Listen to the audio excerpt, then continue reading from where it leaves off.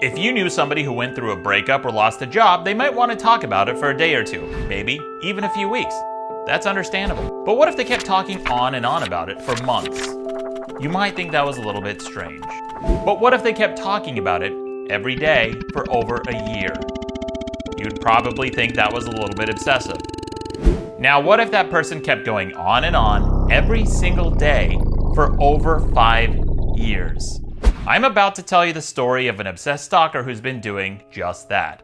It's a story that involves death threats, fraud, blackmail, extortion, theft, impersonation, lawsuits, stalking, rape threats, the police, the FBI, book burners, neo-Nazis, restraining orders, crooked journalists, 2 ex-girlfriends, and a guy who acts like one. This is the story of what happens when fans become stalkers.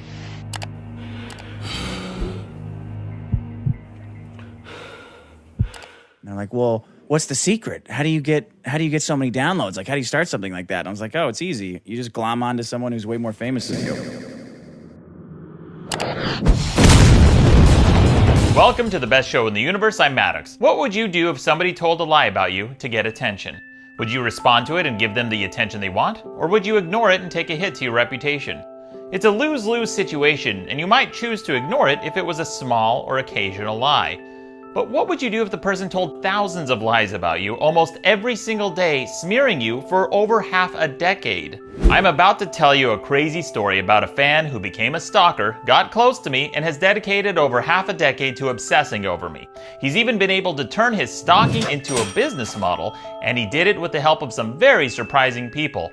I'll tell you who this is by the end of this video and how it's gone on for so long. This is a story I'm telling publicly for the first time, and it'll be apparent why I haven't talked about it before now. But first, hi, I'm Maddox. You may know me from such things as the internet and books.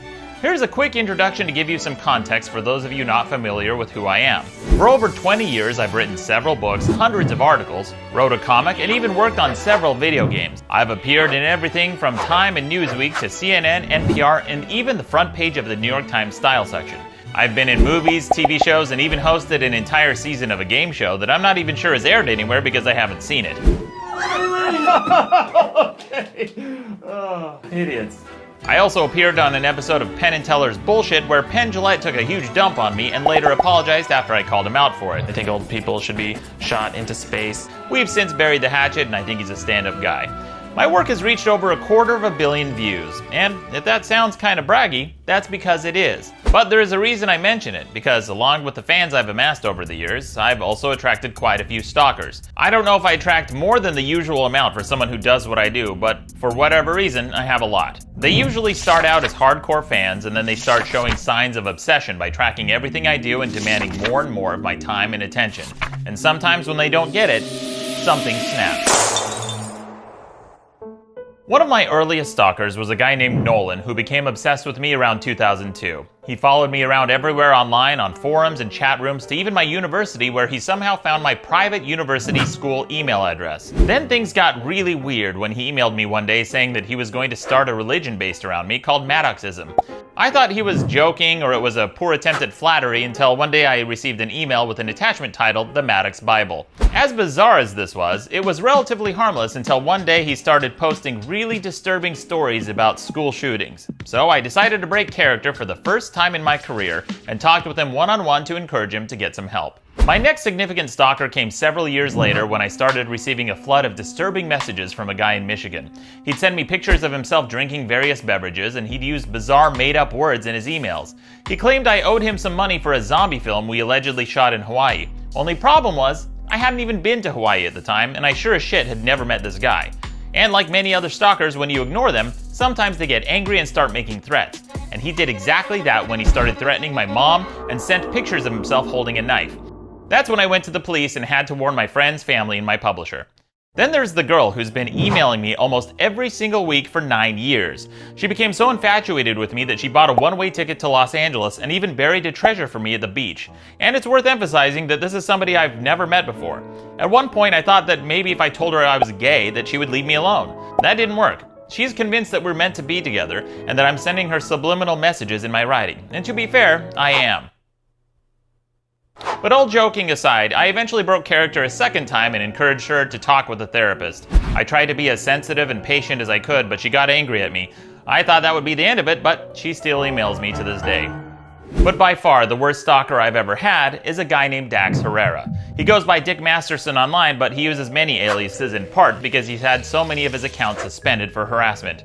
And, like all the other stalkers, he started out as a fan. In fact, he used to send me fan mail, like this one where he begged me to link to his website. Subject: To His Majesty, the Honorable Maddox. Come on, man, how about a link? You're the man. And this one where he said he's been following my work for over 20 years. And another one reiterating that he was a longtime fan. But unlike the other stalkers, he actually did get close to me. We even became friends and worked together. I'll get into who he is and how he got close to me in just a moment, but in short, we had a falling out when he was caught lying and talking behind my back and hiding financial information from me. So I cut ties and tried to move on. But like a boomerang made out of garbage, every time you try to throw it away, it keeps coming back. The problem with some stalkers is that once they've gotten close to you, sometimes cutting ties makes them even more obsessed. There's a saying popularized by Tony Robbins that says, "Rejection breeds obsession." And that's exactly what's happened with this stalker. He's become completely obsessed with me. What I'm about to show you was collected with the help of fans because it would be nearly impossible for me to do on my own. I want to stress that this is just a small sample of the stalking and obsession. In 2021 alone, he tweeted about me over 380 times. The year before that, 475. And before that, over 500. And from 2016 to 2017, over 2,033 times. That's an average of 1.9 tweets per day, every day, for 5 years.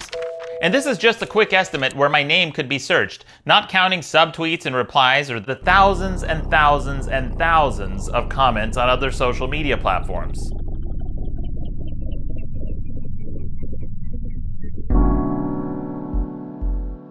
This leads me to one of the first reasons I've stayed quiet about this for so long. It's overwhelming. If you read these tweets 4 at a time, back to back on a 6-inch smartphone, you'd have to scroll over 752 full pages. At 6 inches per page, that's about 376 feet of tweets. That's taller than the height of the Parthenon in Greece, stacked on top of the Colosseum in Rome, stacked on top of Niagara Falls. If I spent just 10 seconds reading and responding to each tweet, this video would be over 9 hours long.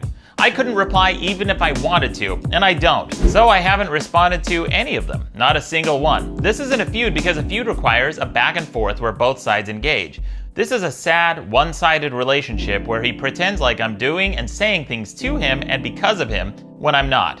For example, when he attacked my online store, I ignored him, but he pretended like I responded to him by quoting an old tweet of mine claiming that he struck a nerve with me. Only problem was, my tweet was 7 months old. So he's responding to old tweets of mine as if they're statements about things he's saying in the present. There are a lot of bizarre responses to conversations where he pretends like he's talking directly to me even though I've had him blocked for years. In fact, until I started skimming a few of these tweets while making this video, I didn't even realize how bad his obsession had gotten.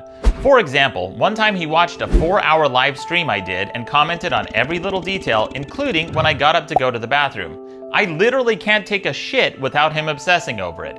There's a quote that says, if you hate somebody but you can't keep their name out of your mouth, you're not a hater, you're a fan. So I'll call him Fanboy from now on.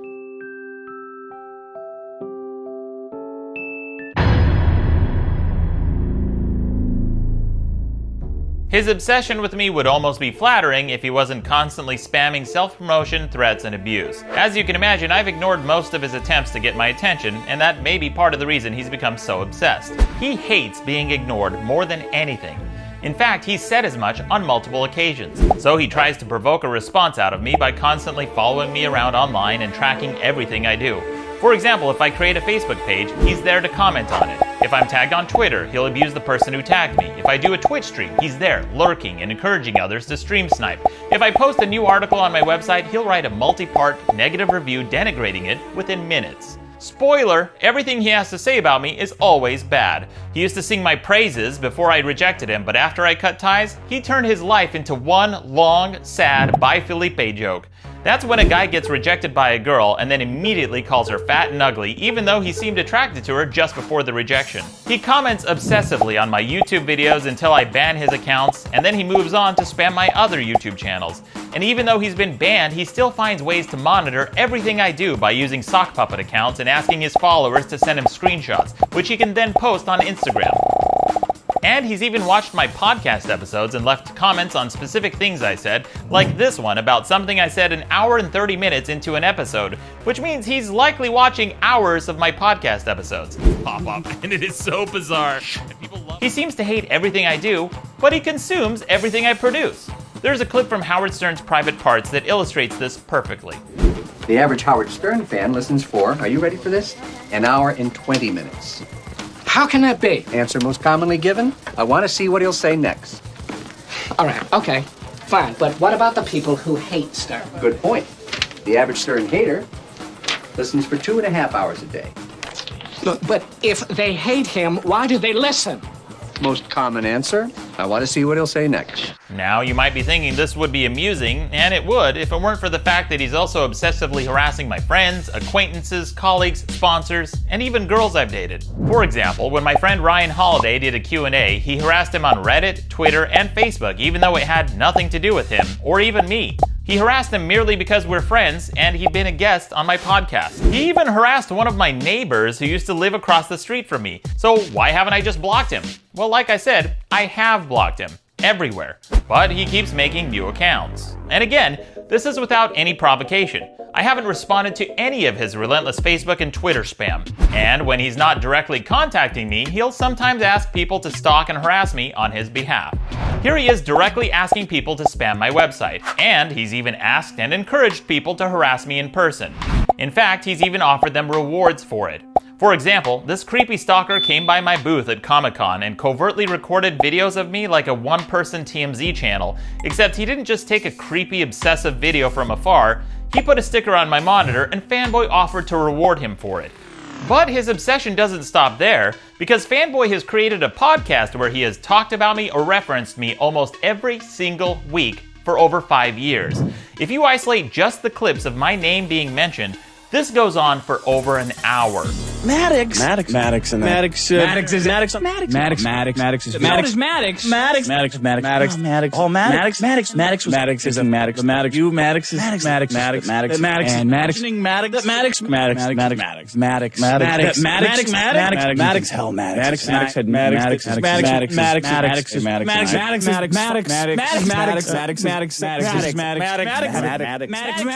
Maddox. Seriously, this goes on for over an hour. And this is just my name from a sample of episodes, let alone the countless hours he's talked about me on other mediums and podcasts. I can't imagine being this obsessed with anyone for this long.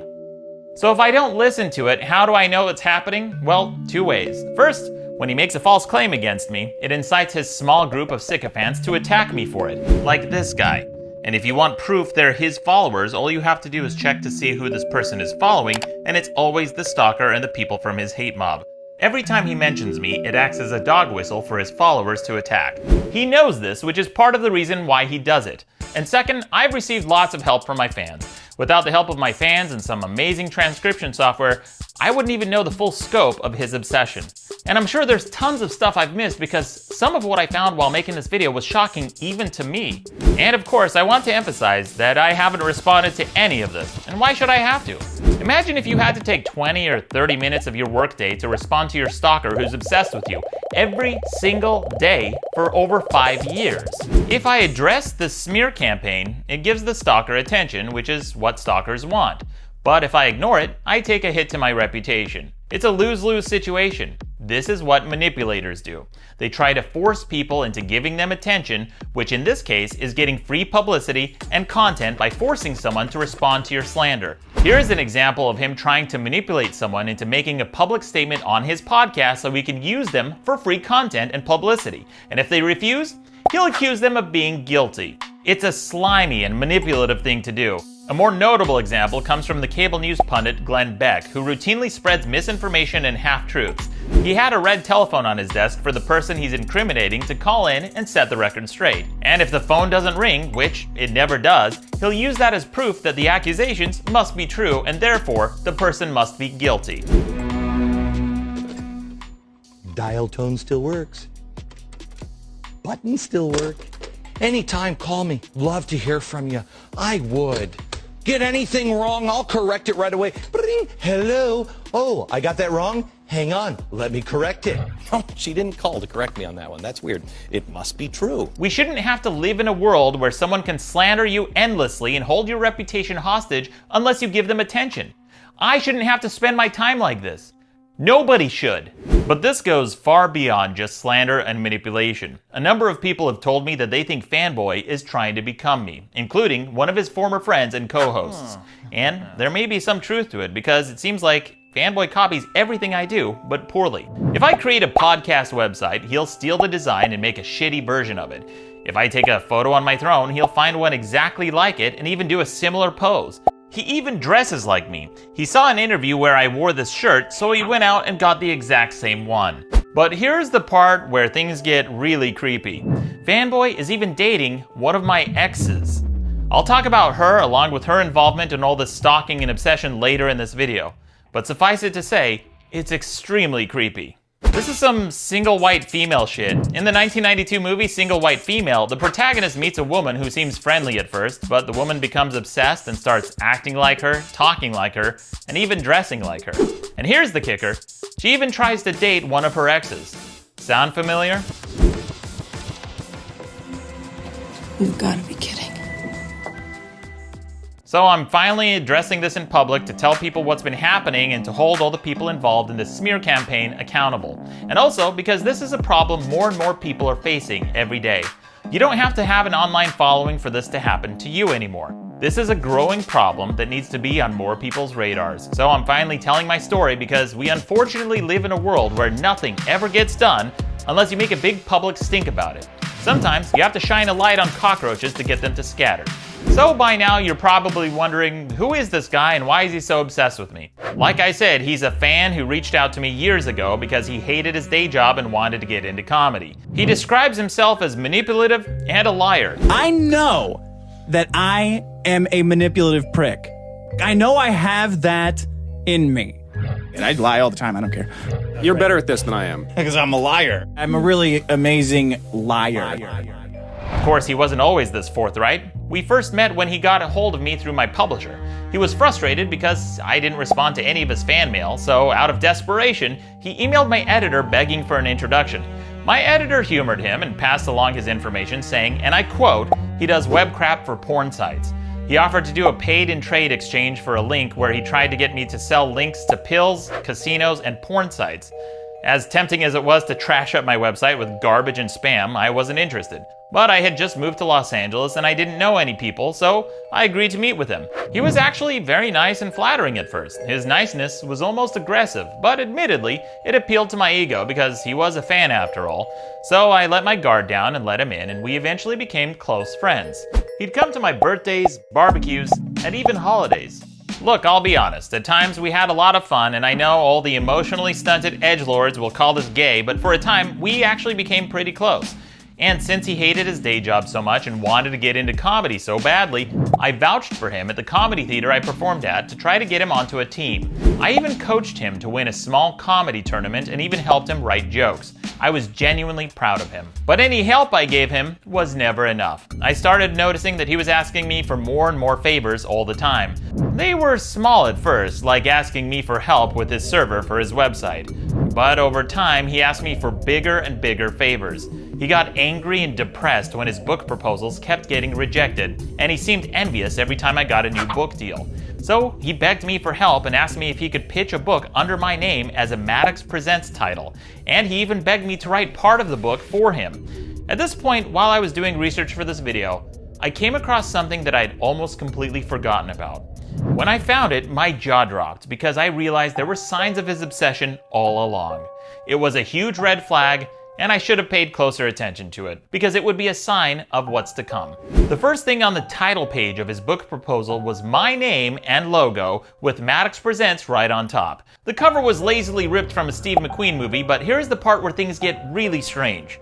He wrote the entire first page of his book proposal about me. Now mind you, this is his actual pitch that he sent to publishers, and he made the entire introduction about me, writing a full-page essay gushing my praises. He mentions me 28 times in the treatment alone, Maddox, and describes me as a bold and controversial zeitgeist and a god. He added a bunch of factoids all throughout the treatment, calling it the Maddox Blast.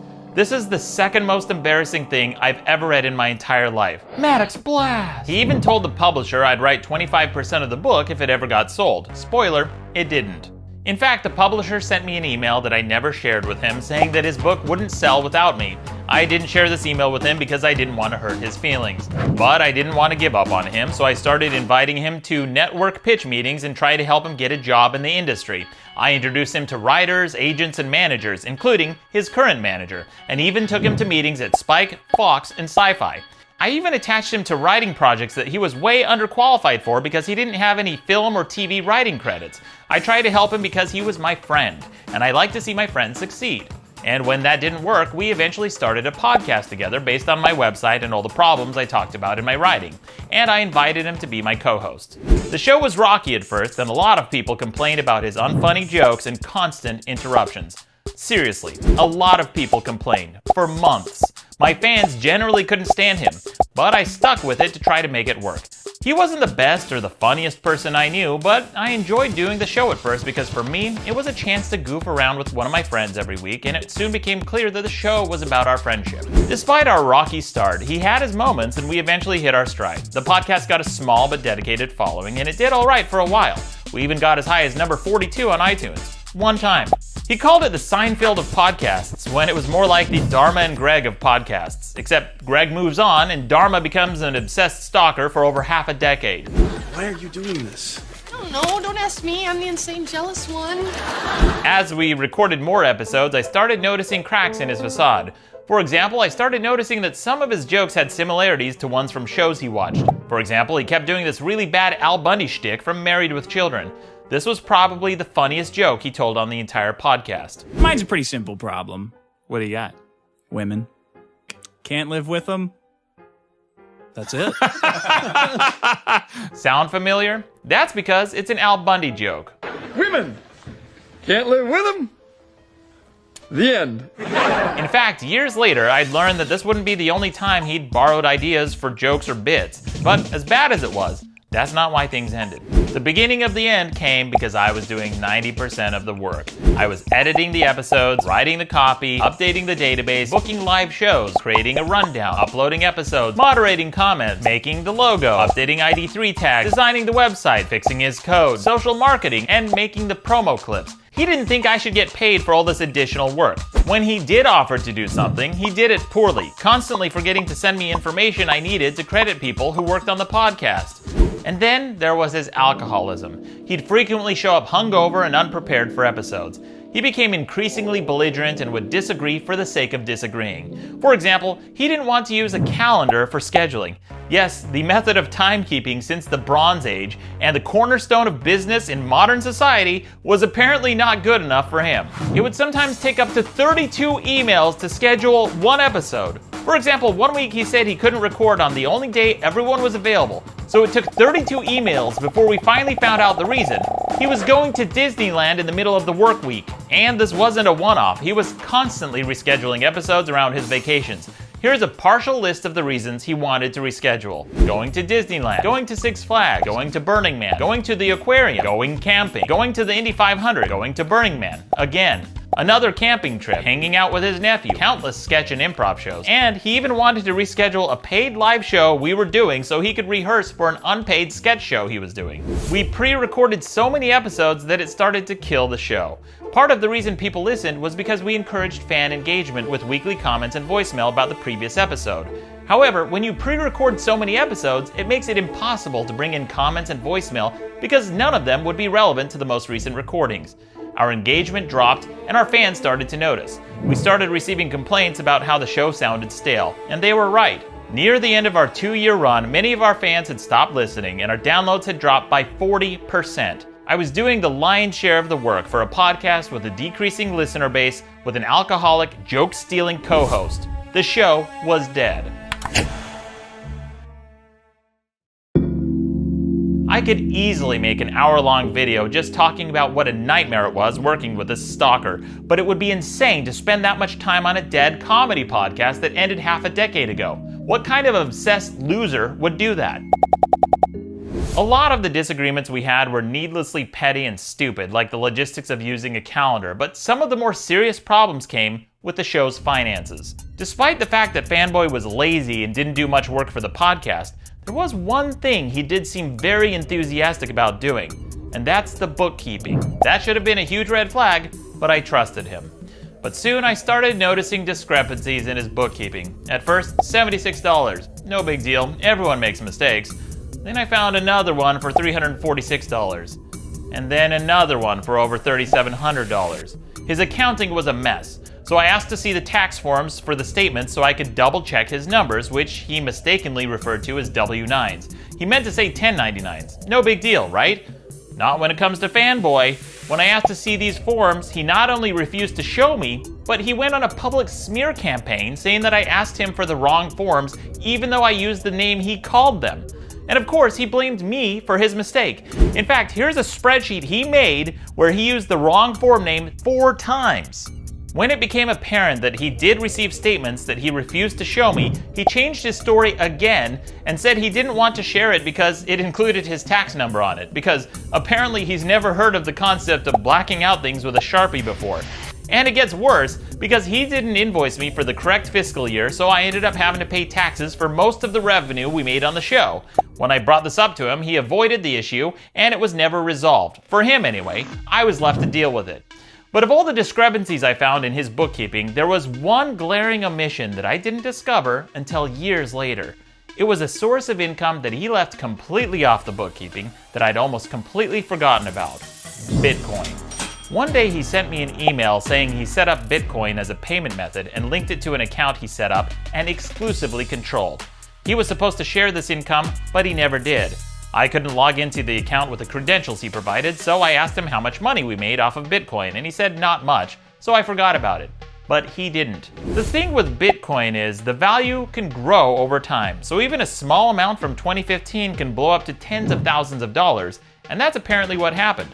In April of 2020, a whistleblower with first-hand knowledge finally came forward and told me how much money he'd allegedly stolen. She was someone who dated him and decided to come clean after they'd had a messy falling out. Wow, surprise, surprise. She said he was trying to impress her by showing how much money he had in his Bitcoin account, and according to her, it was around $40,000. Then he allegedly told her that he owed me approximately $25,000. Now, to be clear, I don't know the exact amount that was sent through Bitcoin because he never shared it with me. But I do know it's not zero, because he admitted to receiving payments in Bitcoin. So if we sold just 15 units at $15.99 for the average price of Bitcoin around that time, that investment today would be worth over $54,000 at the time of this recording. And to give you an idea of how many units we were selling, we sold approximately 3,800 bundles per year. So I know some of those were paid for in Bitcoin, and he kept all of it. None of it was shared with me. If you paid for anything with Bitcoin for my old podcast and still know the wallet address, please contact me. We may be able to track this down. And if there is any doubt about the Bitcoin account, late one night, one of my followers sent me a clip where Fanboy may have actually mentioned it. In this clip, he conveniently remembers having a weird Bitcoin account around the time when the price of Bitcoin spiked the first time in 2017, or in his words, when the price of Bitcoin went to the moon. I've got some Bitcoins in some weird account somewhere, and I totally forgot about them until they went to the moon.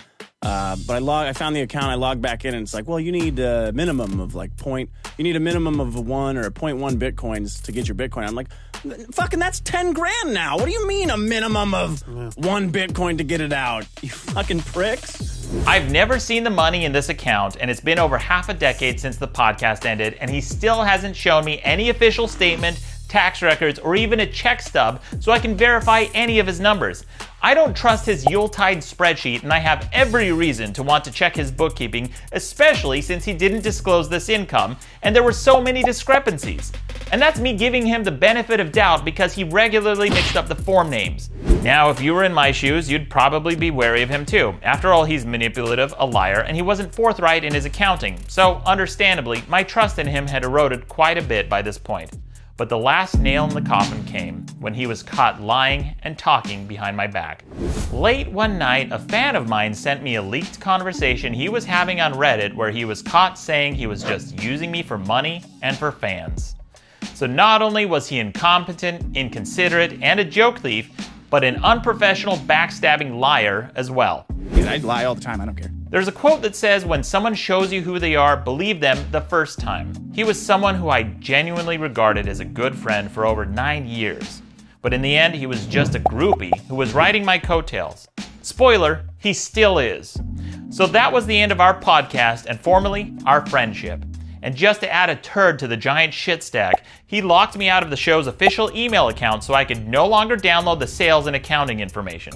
He did this by setting up two-factor authentication using his personal cell phone. Then he lied and blamed it on Google. And when I asked him about it, he lied again and said he clicked on the approval link. Except there is no approval link. At the time, Google would send verification codes to your phone which you needed to type in to unlock the account. This isn't even the first time he's done this. Back in 2013, he locked out his old employer out of their servers and code back when the company had financial problems.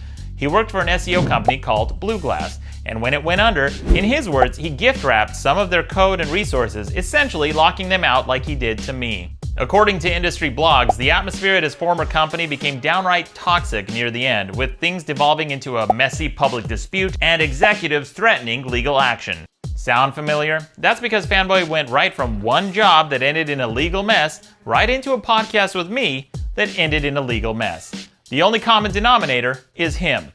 If that's all he did, you would already think that he's a scumbag and I could end this video here. But this is just where the story begins, because he has truly lowered the bar for all scumbags to slither under after him. Maddox in there. Oh, Maddox is Maddox.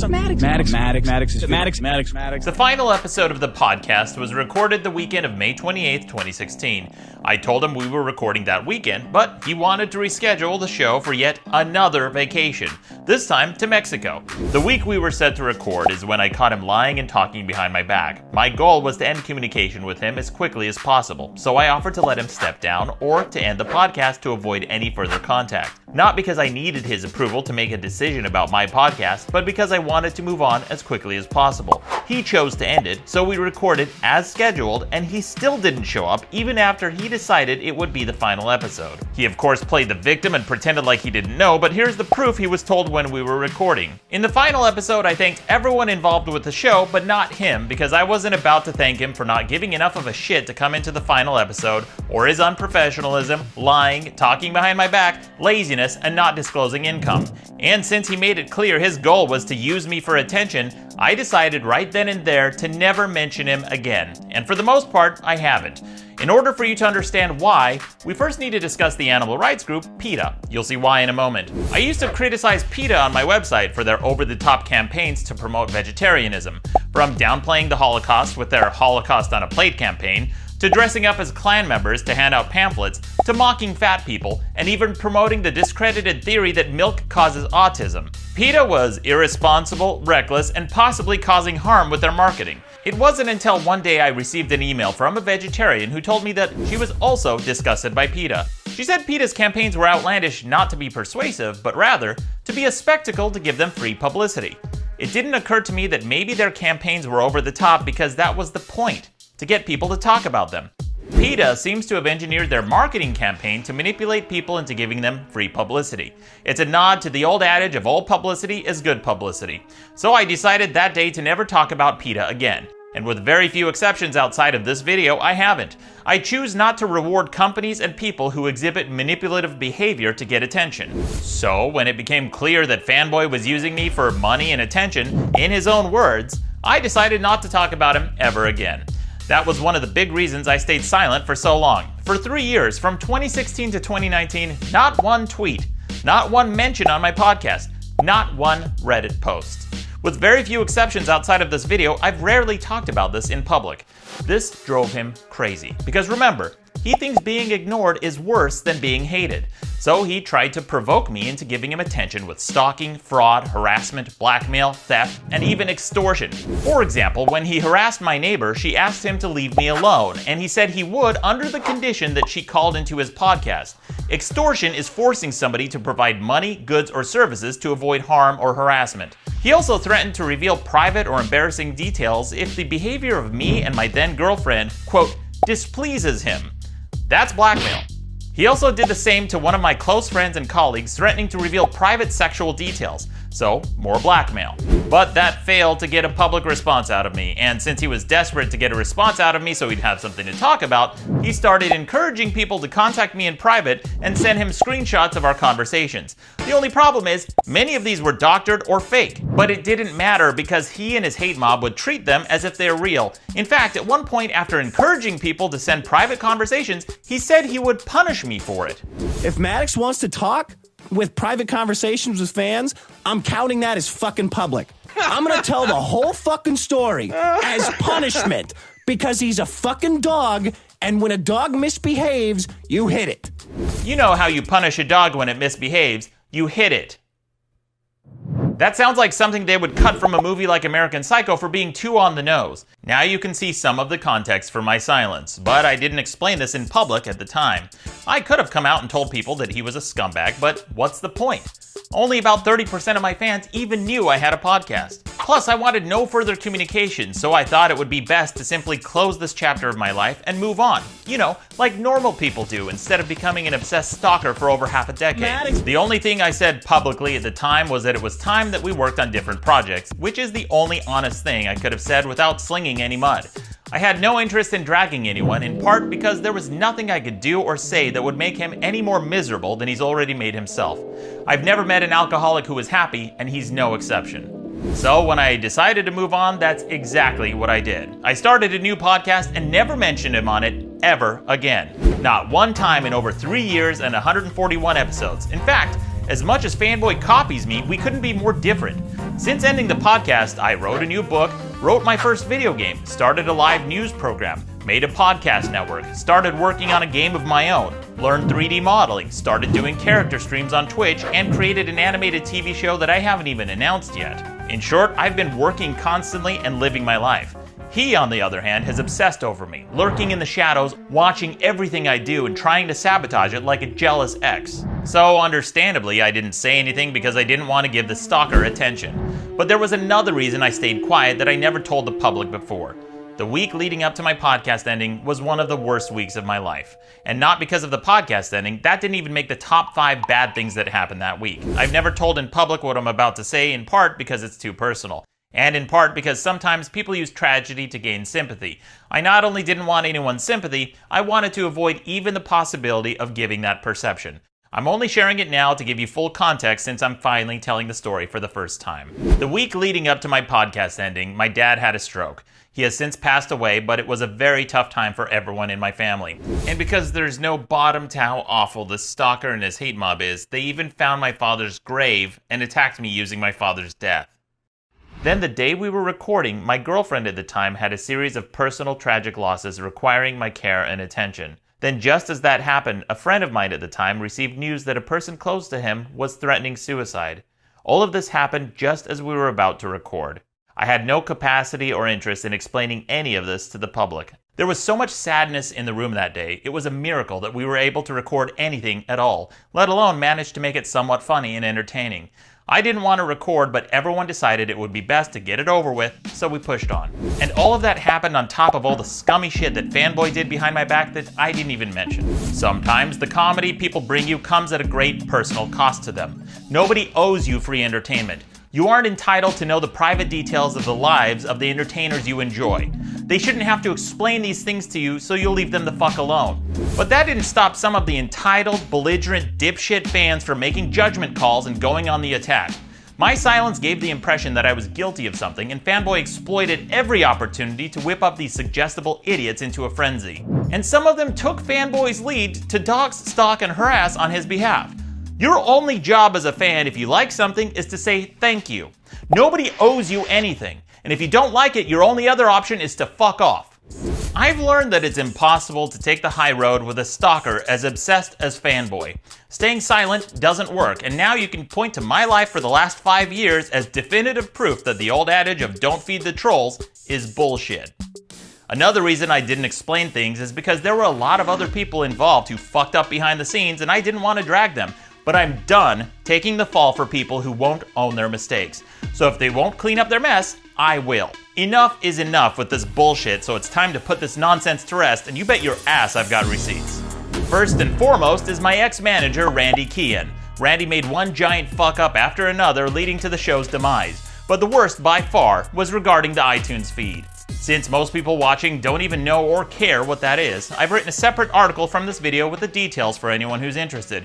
But the short version is that a feed is basically a web URL that directs people to a podcast. Randy's job after the podcast ended was to communicate between me and Fanboy about transferring the feed. He told me Fanboy didn't care about the transfer and his only concern was the credit card number and billing address on file. So I changed it and sent Randy an email to confirm, and here's the proof. After I started the transfer process, Randy called me in a panic saying that he miscommunicated. Maybe Fanboy changed his mind and asked him to lie, or maybe he was telling the truth and he really did miscommunicate, but either way, Fanboy used it as an opportunity to lie and claim I stole it. Because I'm a liar. This was a huge fuck up on Randy's part because his entire job is to communicate. Although, to his credit, he did make a public statement admitting to his mistake, but it came after months and it was too little, too late. Then Fanboy lied and said I put him up to it, but Randy didn't come clean and set the record straight, so again, I got the blame for his mistake. I haven't told what happened until now because I didn't want to get him in trouble, but that ship has sailed and I'm finally setting the record straight. It's been 5 long years and he still hasn't cleaned up his mess, so I'm gonna do it for him. If you want the full story, it's in the article below. Maddox in there. Maddox. After we recorded the final episode, Fanboy's gravy train was ending. He didn't have much of a following on his own, and nobody cared about him outside of his association with me, so he went back to being irrelevant. And that's not just my opinion. He tried to get a Wikipedia page, but it kept getting deleted because he was not noteworthy. There was even an account with his name that whined about his page getting deleted, saying, "Sigh, why wasn't I informed?" And after his page was rejected, his small group of sycophants started spamming my Wikipedia page to add as many links and references to him as possible. 8 times on a page about me regarding a fan I haven't even spoken to in over half a decade. You just glom onto someone who's way more famous than you. This is one of the saddest things I've ever seen. And it's true because he only had around 3,200 followers on Twitter and Facebook at the time. And almost half a decade later, with constant posts and weekly updates, his Facebook page had only grown by a whopping 3,000. And that was before it was finally suspended near the end of 2021. For comparison, this Facebook page for an anti-snoring device has over 9,000 followers. He started his own podcast, but he was struggling to get listeners because he doesn't have much of a following. Here's some basic math. If you have a following of 10,000 people and you make a post, generally speaking, it'll only reach at most 10,000 people. But that didn't stop him from lying and telling people he was getting millions of downloads that he wasn't. In fact, he posted a screenshot to brag about his alleged download numbers, but then posted another screenshot 2 months later showing that he got about 500,000 new downloads in 2 months. He was claiming 250,000 downloads per month, which is 7 times higher than the top 1% of podcasts, which would put him near the top of iTunes. But of course, that's never happened. He's never even outperformed my old podcast, which only got as high as number 42 one time. I lie all the time, I don't care. Even his dopey followers suspected something was up because they complained that they were downloading the same episodes over and over again. In fact, it happened on multiple occasions. Some people even said they received the same episodes pushed to their devices up to 3 times. So at best, his numbers are inflated. One telltale sign of someone lying about their reach is low engagement. If someone claims to be getting millions of views, all you have to do is look at the comments and engagement to see that they're not. Even in the very episode where he's bragging about allegedly receiving 1 million downloads, he has a grand total of only 1 comment. Oops.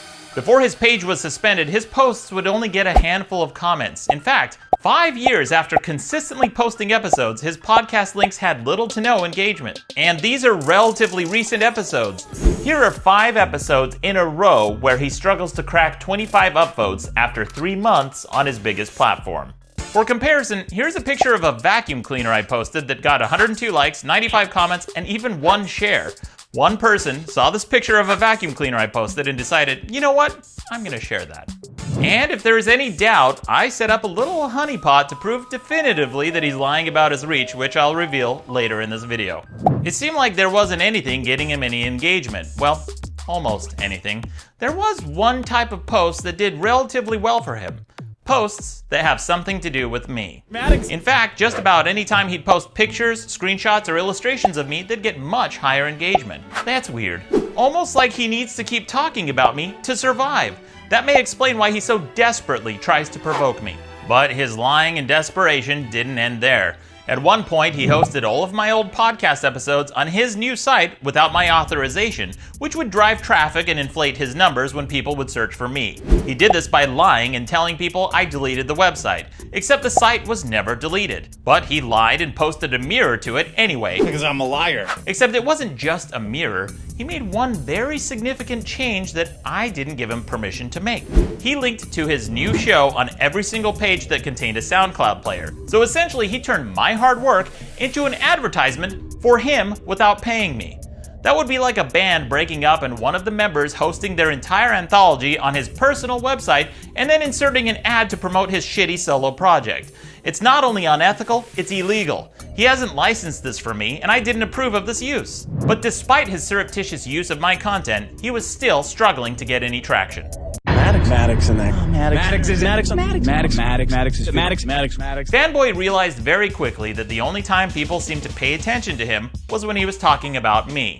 Once I cut him off from my audience, he had to keep finding or making reasons to keep talking about me. And I'm not self-aggrandizing, these are actual comments he received from people who've repeatedly stated that his non-Maddox content was boring. People found themselves tuning out when it wasn't about me, telling him to review more Maddox stuff because it's all he's good for. And listeners openly admitting that it needs more Maddox and it was the only reason to listen because otherwise the show was boring and unrelatable. Over and over and over again, people complained that the show was boring when it wasn't about me. And when he's not obsessively talking about me for content, he's obsessively writing about me, which is also apparently what people search for. His own followers even rank the most crucial episodes to listen to, and 20 of the top 23 are about me. He doesn't seem able to produce any worthwhile content that doesn't have something to do with me. In fact, he's so desperate, at one point he even said he'd be willing to get castrated for more news about me, which ironically still wouldn't be as emasculating as him acting like a jilted ex. And if you need any more proof that nobody gives a shit about him when he's not obsessing over me, a few of my fans even did an analysis of his top 10 most popular videos on his YouTube channel, and as of this recording, 8 of them are either about me or mention me in some way. That's 80% of his most popular content that has something to do with me. And of the 2 remaining videos, they're just promo clips, and even then, one of them has my logo on the screen the entire time. Maddox Blast! So, by now you may be wondering, why is he so obsessed? Well, I touched on it briefly, but one of the main reasons is predictably money. When he realized talking about me was his biggest draw, he started putting it behind a paywall. For example, he decided to publish unreleased episodes we recorded from my old podcast as an incentive to sell tickets to live events. And of course, he didn't share any of the profits with me. He just used my content and pocketed the profits like a thief. But his biggest moneymaker is a segment on his podcast where he talks about so-called gossip about my life, which consists of slander and dishonest rumors about me. He'll tease stories publicly for free, but then he puts the full story behind paywalled bonus episodes. In fact, his own dopey followers have even acknowledged that this is the reason they pay. The only problem is these stories are fake, misleading, or full of lies. They sound scandalous until you realize they're absolutely bullshit. He's accused me of everything from credit card fraud to impersonating a police officer to being polyamorous and even money laundering, like I'm some sort of Armenian Walter White. And I lie all the time, I don't care. This is a pattern with him. He'll praise people when he wants something from them, but he goes on the attack the minute they reject him. It's pandering and slandering. He did it with me, he did it with his ex-co-host, and he did it when he tried poaching one of my guests, praising him when he wanted something, but when he gets rejected, his true colors come out. And he did it with one of his ex-girlfriends who he called an angel while they were dating, but after they broke up, he told her... He even did this with the shaving brand Harry's. When he wanted their sponsorship, he praised them. But when he gets rejected, his true colors come out and he says their razors are shit and cut up your neck. And as if the pandering and slandering wasn't bad enough, he also steals funny stories that I've told him and retells them in a less funny way, except he changes them to paint me in a negative light. And of course, he'll tease them for free, but then he hides the full story behind a paywall. Maddox tried to get a job last year. Maybe I'll tell that story in the next bonus episode. It was pretty fucking funny. And I want to emphasize that these are stories I've told him that he's retelling and charging money for. It's beyond pathetic. At this point, I should be able to declare him as a dependent on my tax returns. In Robert Greene's book, The Laws of Human Nature, I came across something that made my jaw drop. Greene described Fanboy's personality with such specificity that not only are the details specific to him, but so are the sequence of events. The passive-aggressive charmer and envy triggers. These types are amazingly nice and accommodating when you first meet them, so much so that you tend to let them into your life rather quickly. They smile a lot. They are upbeat and always willing to help. At some point, you may return the favor by helping them in their careers. You will detect along the way some cracks in the veneer. Perhaps you hear from friends that they have been talking about you behind your back. Then something ugly occurs, a blow-up, some act of sabotage or betrayal. So unlike that nice, charming person you first befriended. The truth is that these types realize early on in life that they have aggressive, envious tendencies that are hard to control. They secretly resent having to be so deferential. Under stress or simply worn out by the effort, they will lash out and hurt you. They can do this well now that they know you and your weak spots. They will, of course, blame you for what ensues. If you notice that, somewhat out of character, they indulge in malicious gossip about someone, you can be sure that you will be the target of such gossip one day. Their form of attack is to gather information that they can leak or spread as gossip. Gossip about the powerful becomes an industry. This stalker has done just that, but money alone probably can't explain his entire neurotic obsession with me. Taking a closer look might reveal something going on a much deeper psychological level. Late one night while doing research for this video, one of my fans stumbled upon a very disturbing discovery. On December 31st, most people usually go out and celebrate with friends and family for New Year's Eve.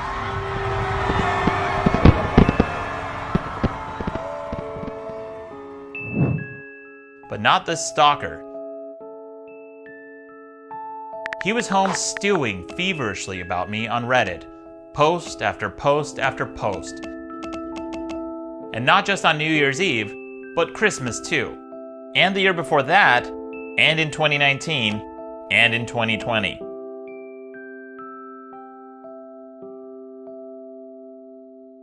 So while most people are out drinking and getting laid, Fanboy was sitting on Reddit, obsessing over me. And this wasn't just for show. He was replying to individual posts only read by a handful of people. And then on New Year's Day, he continued posting on the same thread about me and the old podcast. This seems to go much deeper than just money. But his obsession gets even worse, because Fanboy wasn't content with relentless smears, stalking, and harassment. He set out to actively destroy all my sources of income. It's one thing to slander somebody, but it's another to try to make it so the other person can't live, and that's exactly what Fanboy has been doing for over half a decade. He not only does this personally, but he also asks his small mob of sycophants to harass and attack on his behalf. And that's not an exaggeration. He spelled it out on his website, saying that if you build it, we will crash it. He said this in response to an announcement I made about a book signing, and even offered to pay people to show up and harass me in person. And not just once, he's done this on multiple occasions. And a few of his followers and contributors actually did. Like this alcoholic dipshit who's a recurring guest on Fanboy's podcast. He took time away from wishing that segregation was still a thing, and complaining about how Jews lie through their teeth to crowdsource suggestions from Fanboy's hate group.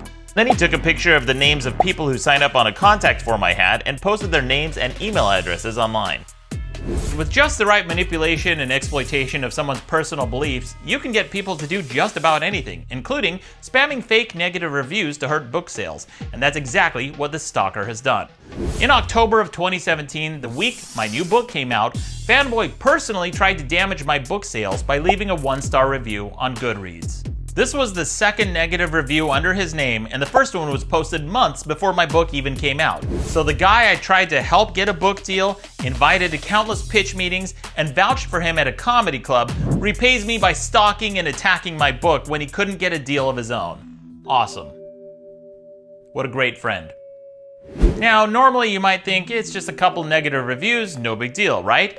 Except that wasn't scummy enough for Fanboy. He then personally told his small mob to spam fake negative reviews by coordinating the attack from IRC. He even asked someone to leave a 2-star review, and when asked why, as a testament to how manipulative he is, he said because 2-star disappointment hurts more than 1-star hatred. Then they proceeded to spam my book with fake negative reviews, including the 2-star review he asked for, posted within hours of his request. They did this by using multiple real and fake accounts, and they boasted about their attacks on Reddit and congratulated themselves for trying to tank my book sales. Some of them even bragged about how Fanboy used his SEO experience to try to game Amazon for a referral link. This fake review campaign was part of a larger push coordinated by his hate mob on Reddit months before my book even came out. Then Fanboy rewarded these people by publicizing their fake reviews on Twitter and Facebook. And all of this is definitely against Amazon's terms of service. And if you're wondering if any of this made a difference, well, imagine if you were going to buy a product and the first thing you saw was 30 or so consecutive negative reviews. Would that affect your decision? If you're like most people, probably. And that's part of the reason why this eventually became a legal matter. These people set out to cause as much damage as possible based on the whims of an obsessed stalker who manipulated people with years of slander. I spent 2 years of my life working hard on my latest book, along with a team of editors, assistants, cover artists, illustrators, designers, copywriters, and sound engineers for the audio version. Fanboy wasn't just attacking me, he was attacking all of these people's jobs. And what's worse is that according to the person who came forward about the Bitcoin Fanboy kept from me, he even paid people to write fake negative reviews of my book. When Fanboy couldn't get a book deal of his own, even with my help, he channeled all his anger and frustration into trying to destroy mine. It's an absolute referendum on a person's inability to achieve when instead of trying to build something on their own, they try to destroy the hard work of others. And when spreading malicious slander and gossip about me and encouraging fake reviews wasn't enough, in an ultimate act of envy, punctuated by impotent rage, Fanboy even created a book-burning campaign to encourage people to burn my books. He even offered people rewards for burning them along with my merchandise. And sadly, this won't be the last thing this mob will have in common with another famous mob of book burners, as you'll see later in this video. Ironically, this means that my book can now proudly join the pantheon of other books burned throughout history. And although the reasons for this book burning are different, the goal is the same: to eradicate the views and philosophies of people you don't like. And like all book burnings throughout history, it's fueled by hatred and small dick energy. If this was all they did, it would be a shitty footnote on a shitty person's sad, failed comedy career. But this came on the heels of Fanboy targeting several of my sponsors. For example, I had a sponsor for a mobile app that Fanboy targeted, which sent his hate mob to flood it with rape and death threats shortly after his targeting. They made countless rape threats against the girl I was dating at the time. And if you have any doubt this was their doing, this is the pattern of behavior consistent with how Fanboy and his hate mob attacks anyone associated with me. For example, when I booked a musician on my podcast, he harassed her even though it had nothing to do with him. Even if you think in some crazy universe there exists some justification to attack anyone like this, it still doesn't justify him attacking random people I associate with. From my guests to my co-hosts and even my audio engineer, anyone who even breathes the same air as me gets harassed. For example, when I did an interview with a journalist for a small media website, even though it had nothing to do with him, Fanboy spent half a day obsessively harassing her. And then his mob followed suit and told her to kill herself, calling her a pig, a worthless cunt, and telling her to construct a noose. At one point, Fanboy's regular co-host and contributor at the time, a guy named Asterios Kokonos, who I talked about in another video, encouraged his followers to review my podcast and even shared instructions on how to create accounts using fake credentials, which is how a handful of people with a dozen or so fake accounts can leave hundreds of fake negative reviews. Most online companies have tools to report and remove individual posts, but not coordinated mob attacks orchestrated by people like Asterios and Fanboy across multiple social media websites to make cross-platform attacks. This kind of bullshit isn't even considered as a use case for most social media platforms, and it can become a more pressing issue when it comes to doxing. Maddox in that.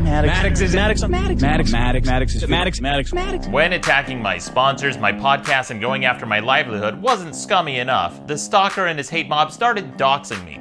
If you're not familiar with doxing, it's when you post someone's privately identifiable information like phone numbers, home address, or other sensitive information, usually for the purposes of harassment or malice.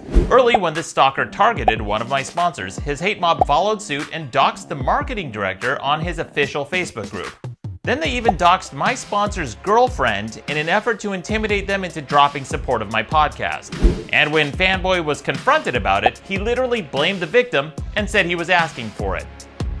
Then the stalker started escalating, at first by posting my exact location from my private Facebook page when I was grabbing drinks with one of my friends who is not a public figure. Then he went a step further and discussed details about where I live on his podcast. He did this by mentioning specific landmarks that were unique to my neighborhood. I'm gonna get a billboard right outside your house. That billboard that's right outside Maddox's house is currently being rented by the Work Boot warehouse. He did that in May of 2017 because he was angry I blocked him on Twitter. That was one of several clues the stalker gave that allowed people to find out where I lived. I think I found one in the drive-through parking lot of the Starbucks. That may not sound very specific, but believe it or not, at the time there was only one drive-through Starbucks in all of Hollywood. And there was only one of the specific billboards he mentioned near it. So people were able to use these and other clues he gave to triangulate my location. Like this guy. And this guy who took a break from coming up with shitty t-shirt ideas and writing one-star reviews of my podcast to dox me. He posted part of my home address based on the details Fanboy gave, and since he apparently lives in the same city, it would have been easy for him to drive by my neighborhood, which is extremely creepy. I've had to block him over 7 times. And if you're wondering why the moderators weren't stopping this, that's because they were in on it. Like this guy. The reason he didn't stop them is because he was helping them do it. And as bad as this was, things got worse. What you are about to see in the next section of this video was my actual home address. I no longer live there, and the building that I lived in at that property was demolished and no longer exists. Now I want to emphasize that this was my home address, and I'm showing it to you now because some of the evidence would be incomplete without it, and to show you just how brazen and egregious this doxing is. In February of 2018, he had one of his friends read my home address on stage at a live event. The following clip is of my home address being read in parts by a person named Ben Grady from the Drunken Peasants podcast. Sycamore nigger. Sycamore? And the last one is 819. That is area code? That is area code? What is Sycamore? After Ben doxed me, it didn't take long for Fanboy's hate mob to realize that Ben had just read my home address in public. They pieced it together on Reddit and IRC, and you can see this person figuring it out in real time. Then the hate mob started posting my home address everywhere, including Reddit, Facebook, IRC, YouTube, Discord, Facebook again, and Facebook yet again. The last one happened in 2019, completely unprovoked like always. Not that there's ever any justification for this type of bullshit to begin with. On a Friday night while I was minding my own business, a guy from Fanboy's mob who's been stalking me for years posted my home address on Fanboy's Facebook page. And for whatever reason, enough people saw this post and I started getting messages from people who were claiming to be driving by my house, so it became a problem. The reason Ben had my address is because I was a guest on his show where they had a live chat room. You can filter out comments during live chat, and they offered to filter out key phrases that the hate mob might spam. I shared a list of key phrases, including my home address, as an anti-doxing measure in case anyone typed it during the live chat. And again, it's worth noting that I didn't ask them to do this, They offered. I made it clear to Ben that I used keywords to prevent doxing, and he pretended to sympathize and said that the same thing allegedly happened to him. I even offered to return the favor. Now, I want to make it clear that TJ, the amazing atheist, had nothing to do with this. He was always kind and courteous to me. This was entirely Ben and Fanboy's doing. There were also 2 other people on that stage who knew my home address because they'd been to my house countless times, including Fanboy's co-host and audio engineer, Sean Jacobson, and his contributor, Paige Saliba. All 3 of them were intimately familiar with where I lived because they'd all visited my home many times and spent many hours there. I've never done anything to these people or even said anything bad about them. They all knew my home address, but they played dumb when Ben doxed me. Bravo. Give this girl an Oscar. So I finally broke my silence because companies like Facebook and Patreon don't give a shit unless you make a big public stink about it. And that's part of the reason I'm finally speaking out now. I want to emphasize that Patreon is directly profiting off all this doxing, stalking, and harassment. Doxing isn't free speech. It's a tactic used to silence and intimidate people you disagree with. But don't take my word for it. In fact, those aren't my words. They're Patreon's. According to their own website, they state that when doxing takes place, we lose the ability to have conversations. Doxing isn't speech countering speech. It's speech shutting down others' ability to speak. Yet, in spite of this supposed tough stance against doxing, they allow it to happen over and over and over again while they profit directly from it. This doxing is part of Fanboy's content, and Patreon has turned a blind eye to it while they profit directly from it. In fact, it took Fanboy almost 3 days to finally remove my home address from his Facebook page, and it was only after I had to publicly shame Patreon to do it. They just don't care. Regardless of how you feel about anything else in this video, how would you feel if somebody posted your home address online, especially for this purpose? He and his mob have doxed me countless times, and Patreon and Reddit were made aware of the problem years ago, but they still let it happen and profit directly from it. Reddit has allowed this subreddit to continue doxing me and others for years, and Patreon is still profiting off it to this day. Everyone involved in this, including Patreon and their entire trust and safety team, can all go fuck themselves. Maddox in there. Maddox. While the business model of slander was profitable, Fanboy wasn't just content with doxing me and attacking my sources of income. He actively spread lies about me to try to hurt my reputation as well. In September of 2018, he accused me of being a pedophile lover, which is absolutely slander. And what's worse is that it's all projection. As with almost everything he's accused me of, it's either something he's actively doing or is something he's done. For example, he played a clip titled Maddox Loves Pedophiles and made a lot of similar implications. There's the supercut of Maddox Loves Pedophiles. This is not only false, but it's interesting coming from Fanboy because there was that time he publicly defended this person who pled guilty in a child sex case. The guy claimed he had sex with a 16-year-old girl who used a fake ID. Well, that's weird, because even if she did she also use a fake body? Or a fake face that doesn't look like she was an adolescent in high school? You might be thinking, well, maybe she looked old for her age. Nope. In fact, detectives said that if anyone were to mistake her age, it would be because she looks younger than 16. Fanboy sided with a child sex offender and blamed the victim despite his admission of guilt. Well, maybe that was just a one-off. But there was that time that Fanboy also said, and I quote, "Everyone wants to fuck 17-year-olds. I'm not attracted to 16-year-olds. I'm not attracted to 17-year-olds. You're not attracted to 17-year-olds? No, I'm 34. Onision, are you not attracted to 17-year-olds because the law says you can't be? No, I'm not attracted to 17-year-olds because their brains are rotten. I'm saying just admit it that everyone wants to fuck 17-year-olds. No, that's all this guy's saying. Not everybody wants to fuck 17-year-olds. Look at the look That's at the why there's laws against it. Yes, they do. He was speaking to a guy named Onision who allegedly groomed one of his fans into having sex with him when she eventually turned 18. Fanboy said things during the conversation that made even Onision uncomfortable.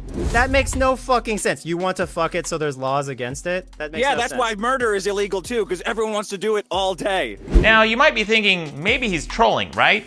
After all, every time somebody gets called out for having really shitty opinions, they usually hide behind the troll shield to pretend like they were just joking. So, Onision gave him an easy out by asking if Fanboy was trolling, and he wasn't. I don't want to murder all day. Are you trolling? I mean, not really. Like, the reason they hate you is because they're fucking jealous. Like, they don't like that you're getting young, hot pussy doing these things that you're able to get away with. So that sounds all kinds of horrible. What you just said. I don't. I don't give a fuck. Look, whatever has to happen to get that little girl on the stripper pole, I support. All right, look, those are just 2 examples. Everyone can make a mistake twice, right?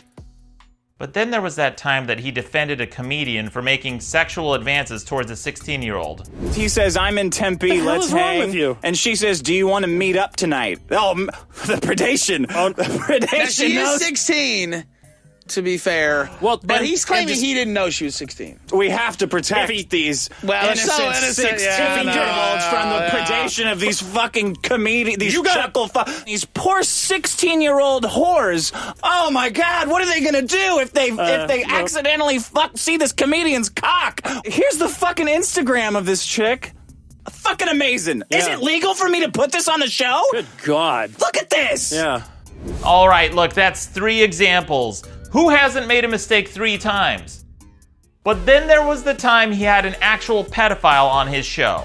The following clip is extremely disturbing, and I usually don't list warnings in my videos, so if you don't want to hear it, skip ahead 34 seconds from now. But you are self-professed, lolicon fan? Yes. Does that mean what does that mean? It means that I am a huge fan of illustrations of little girls getting fucked. Oh. Now, see, that makes it. You see when you do that? Yeah. It makes it very uncomfortable.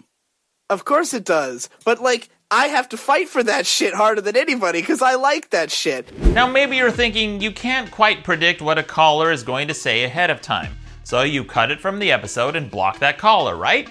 Well, he didn't.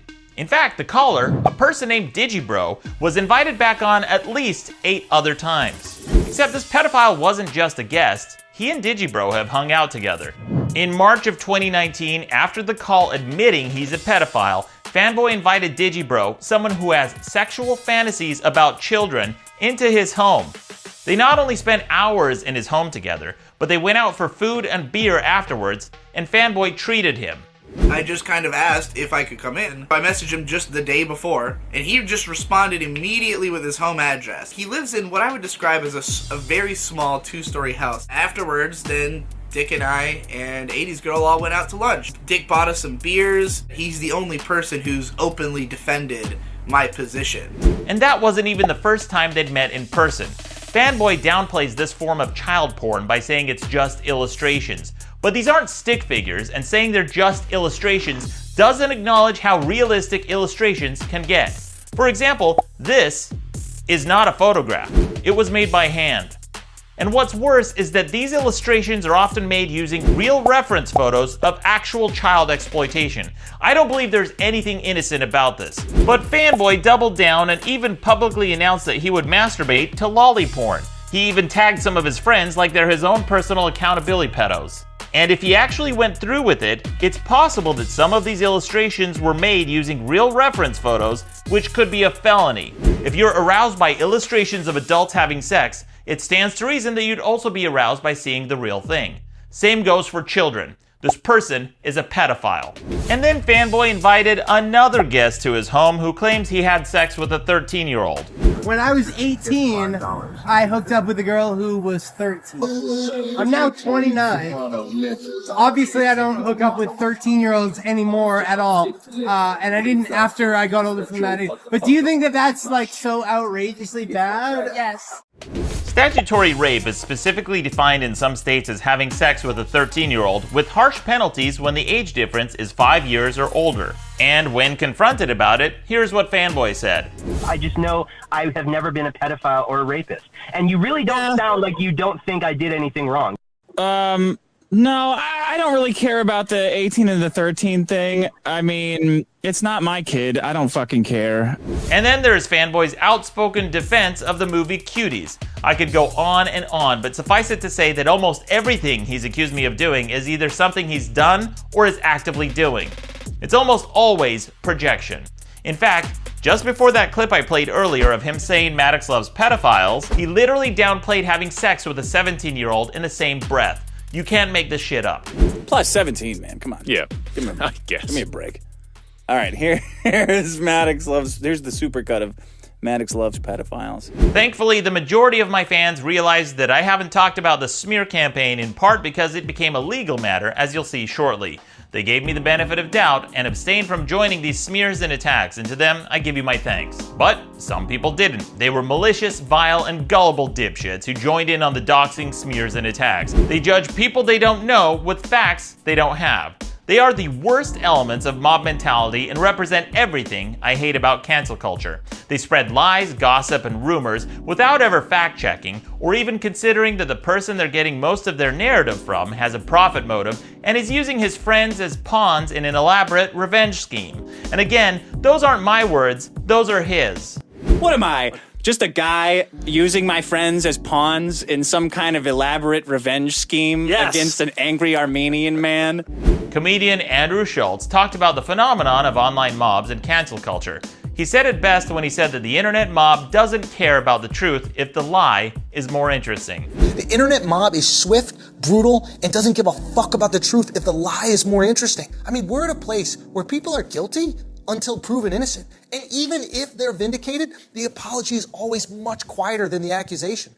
I don't want to say or do anything to risk falling back into the good graces of this dumb mob of gullible dipshits. I can proudly say that purging these losers and idiots from my fan base is one of the proudest accomplishments of my career. Please help me celebrate this loss with the hashtag Maddox loss, because I proudly have. Maddox in that. Maddox. By now, it may seem obvious that this stalker is deeply obsessed. So when I rejected him, something in him on a deeper psychological level seems to have snapped. As crazy as this sounds, there is actually a precedent for it. The pop singer Selena was killed by her biggest fan. Yolanda Saldivar, one of her biggest fans, reached out to her one day wanting to work with her, but the fan soon became obsessed and started doing shady things with the bookkeeping. And then when Selena cut ties with her, she lost her mind and snapped. She sought out Selena in 1991. Prosecutor Carlos Valdez pieced together a motive. The defendant had wrapped up her whole life around Selena Quintanilla Perez. Her whole world was walking out the door and she wouldn't stand for it, so she shot her. So by now you're probably thinking, yeah, Selena was killed by her biggest fan, but Fanboy wouldn't actually do that. Would he? This is the part where his obsession takes an even darker turn. On January 26, 2018, Fanboy bought a gun and posted a photo of it, calling it anti-Maddox protection, even though I've never threatened him and haven't even spoken to him in over half a decade. And then he posed with another gun while wearing a shirt with a reference to my book that he attacked, all while his followers openly suggested that he aim it at me. And when somebody asked if the shirt was a reference to my book, he didn't deny it, and he only said that he needed to talk to his lawyer first. So, despite having never threatened him, cutting old ties, and not even talking to or about him, he suddenly and preemptively bought a gun to allegedly protect himself from me.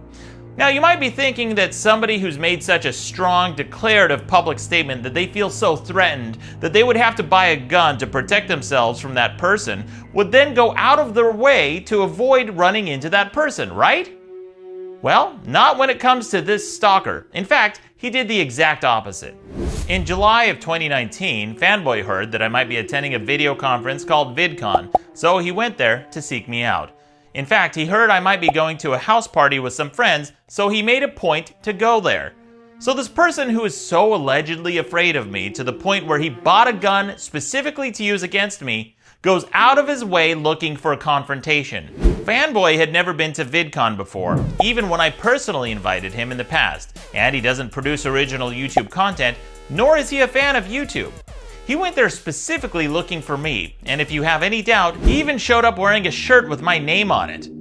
This isn't the behavior of someone who's allegedly afraid. This is the behavior of an obsessed stalker who's looking for a confrontation. His obsession is all-consuming, and it's especially troubling when the person is inciting a hate mob week after week for over 5 years. I'm sure Selena never thought that a fan would try to kill her until a fan did. And the message hasn't gone unnoticed. For example, his hate mob has openly discussed flying out to LA to kill me, and his creepy followers have even discussed putting a hit on me on his subreddit. When these warning signs aren't taken seriously, they can sometimes have tragic consequences, like this podcaster who was killed by her stalker. Police ignored many of the same warning signs and patterns of behavior. And Reddit has allowed this subreddit to repeatedly dox, brigade, and incite violence on their platform. And this threat was posted not long after Fanboy's gun threat. You can't publicly declare that you feel threatened by someone and then go out of your way to try to run into them. Maddox in that. Maddox. In January of 2017, Fanboy falsely claimed that someone used the N-word on my podcast network. He then encouraged people to contact my sponsors to drop their support. Fanboy was and still is obsessively looking for ways to attack and provoke me. But when he and his mob couldn't find anything on my podcast that could get me canceled, they decided to wage a guilt by association campaign by expanding their search to people I knew and shows I had nothing to do with. For example, someone who had a show on my network said the N-word on a different show that didn't air on my network. I had nothing to do with it. The show in question was a private show behind a paywall. And again, I had nothing to do with it. I didn't say it, and I didn't air it on my network. I'm not even defending the use of the word. But because of my loose association to the person who said it, and he had an unrelated show on my network at the time, Fanboy promoted the idea that it was okay to go after my sponsors because of this guilt by association. Because I'm a liar. Fanboy then lied and told people that I aired it on my network. It was such an egregious lie that at one point even his co-host pressed him and asked for clarification if the clip actually came from my network. He lied and said that it did, and then he added, "It doesn't matter who said it." You said, I think that your sponsors would want to know what kind of shit they're supporting. Was this on the podcast? No, this was on his network, but it doesn't matter who. It doesn't matter who said it. Well, yes, actually, it matters a whole fucking lot who said it. When you're forming a mob to go after someone's livelihood, you better fucking make sure, or better yet, don't do it. But Fanboy lied and said that it was on my network. This didn't happen, period. He is a liar. And I lie all the time, I don't care. He doesn't provide any evidence for it because there is no evidence for it. He said it as justification to attack my sponsors. In a leaked conversation, he posted a screenshot where I was telling someone I didn't air it on my network.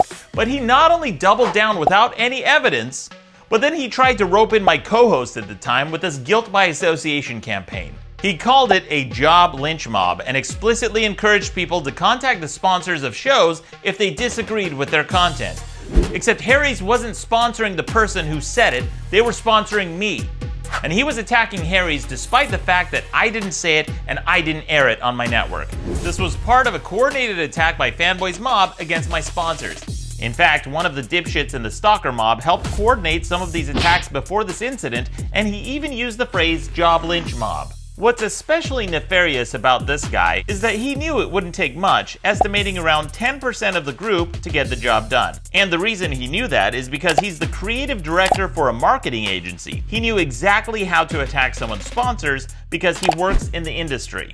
And unfortunately, these attacks worked. Harry's dropped me as a sponsor based on the Stalkers' lies. Fanboy went on and on about how horrifying it was that someone would use the N-word and even likened it to vandalism of your personal property.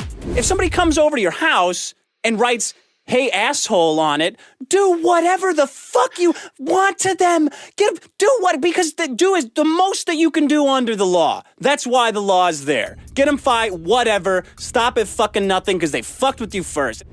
Now remember, these are their rules of engagement and the world they want to live in. Don't forget that because I won't. They want to live in a world where we use guilt by association to form job lynch mobs to go after people's livelihoods. I just want to know if both of you parties involved are a fucking sponsor of this, because you should be horrified. Wow, he sounds really horrified. Holy shit, poor thing. Get this man some pearls to clutch. And what's especially egregious about this is that even if it were true, which it is not, it doesn't seem like this stalker or his hate mob would be the type of people who would have a problem with the N-word. In fact, they seem exactly like the type of people who'd use it themselves. How do I know? Because even though I didn't say it, you know who did? His entire fucking community. These are his followers, his contributors, his guests, his co-hosts, his moderators, and you guessed it, when you're raped by a pack of Fanboy's regular co-host and contributor at the time, Asterios Kokonos, jumped on the dog pile and went on and on about how no white comedian should ever say the N-word, saying he just wants one thing, for white comedians to not use the N-word. Except one of Fanboy's regular contributors and guests was a guy named Hazen Cruz, and this guy happens to say the N-word a lot. Well, that's funny, because for a virtue-signaling male feminist who thinks no white comedian should ever say the N-word, he sure didn't seem to have a problem palling around with him. Oops. You should be horrified! Fanboy and his hate mob are hypocrites who attacked my sponsors, causing me damages based on something someone else said.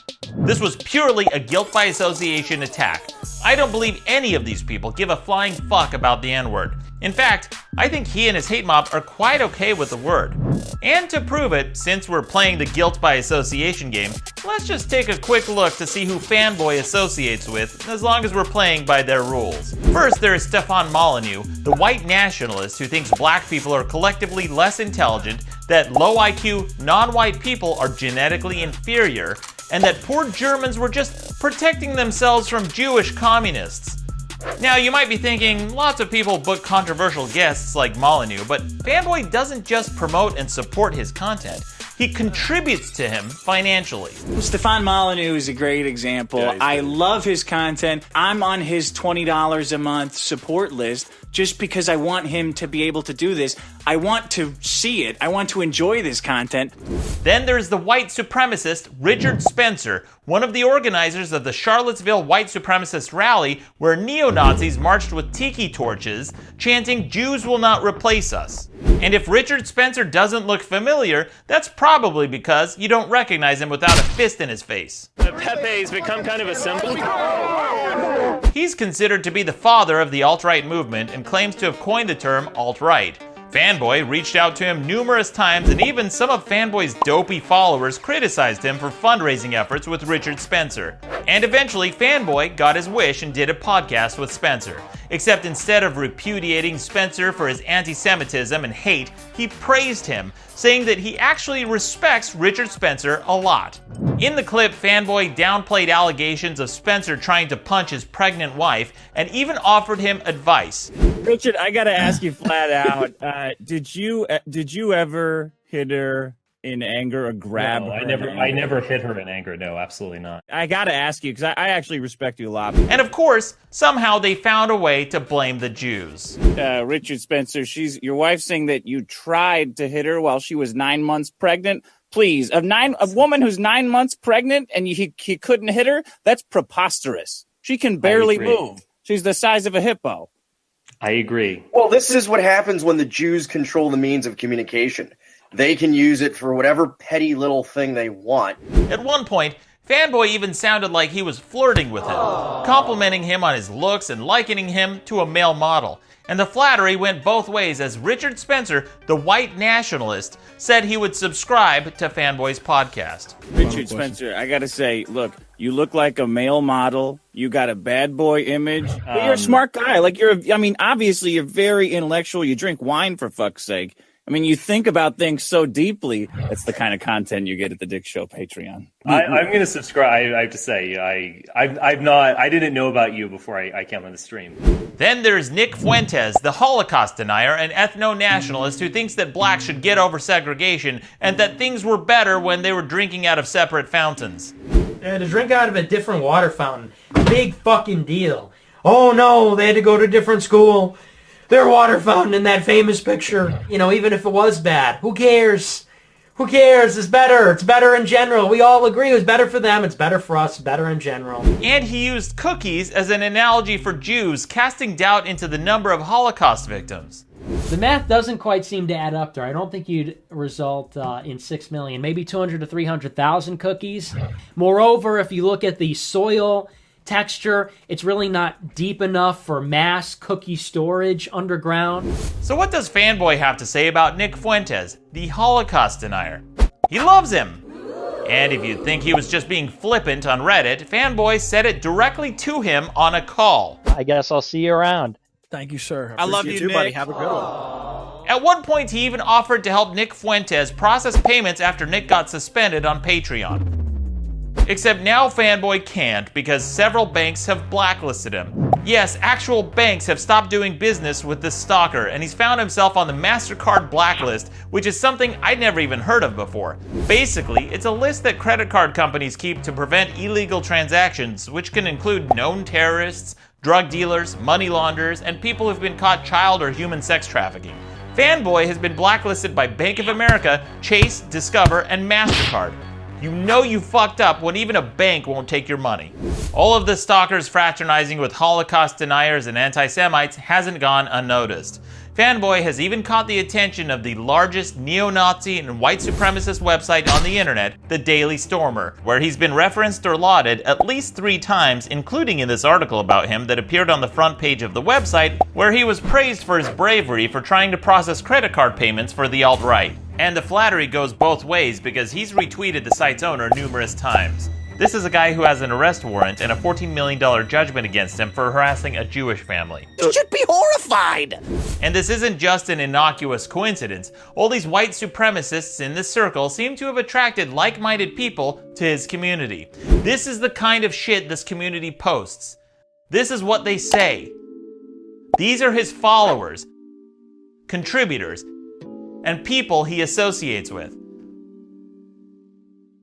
But no guilt by association list would be complete unless I mentioned one of the biggest hypocrites to jump on the smear bandwagon, a guy who's a friend and regular guest of Fanboys named Nick Requeta. He's like if someone made a video game character with a slider for charisma set to 0. Nick Requeta personally helped spread the lies that cause me damages. When someone makes false claims about you that causes damages, that's one of the criterias that meet the legal threshold for defamation. Here's what he had to say about my claims of defamation. Maddox, buddy, defamation is only defamation if it's not true. Everything sent to Harry's was true. Someone on your network dropped the M-bomb on live air, and last I checked, we live in an age where that's not okay. This is Nick Requeta. Well, Nick, last time I checked, we live in an age where that's not okay. I know my delivery wasn't as smug, but I tried. Nick, along with Fanboy, has been stalking and harassing me for years. For example, despite blocking him, he followed me around on the internet and left comments on my YouTube videos. And then when I blocked his account, he used another account to spam more, which is the definition of harassment. In fact, he knows this because he said it himself. He even made legal threats when other people do it to him, saying, "I have asked you to stop contacting me, and continuing to do so may be a violation of the law." And yet, he stalked me online and even left comments on other people's YouTube videos when I so much as had a cameo appearance in one. Then in September of 2018, I did a live stream on YouTube where Nick followed me there yet again and started his harassment like usual. So I finally acknowledged him. Here's Riccietta Law for $5. Maddox, buddy, will you come on my show? I don't know this guy. He follows me around everywhere. By the way, here's what I do know about this guy. He's a blackface lawyer. He paints himself in blackface. So yeah, I don't want to talk to you, dipshit. I don't want anything to do with you. Fuck off. I made myself very clear that I didn't want him to contact me. The first 4 times I blocked him. If you block someone and they keep contacting you, that's harassment. So what did he do this time after I personally and directly told him not to contact me again? He sent me a letter to my fucking house, threatening to sue me for defamation because I called him a blackface lawyer. Nick Requeta, the free speech lawyer, threatening to sue me for my speech. Nick Requeta, everyone.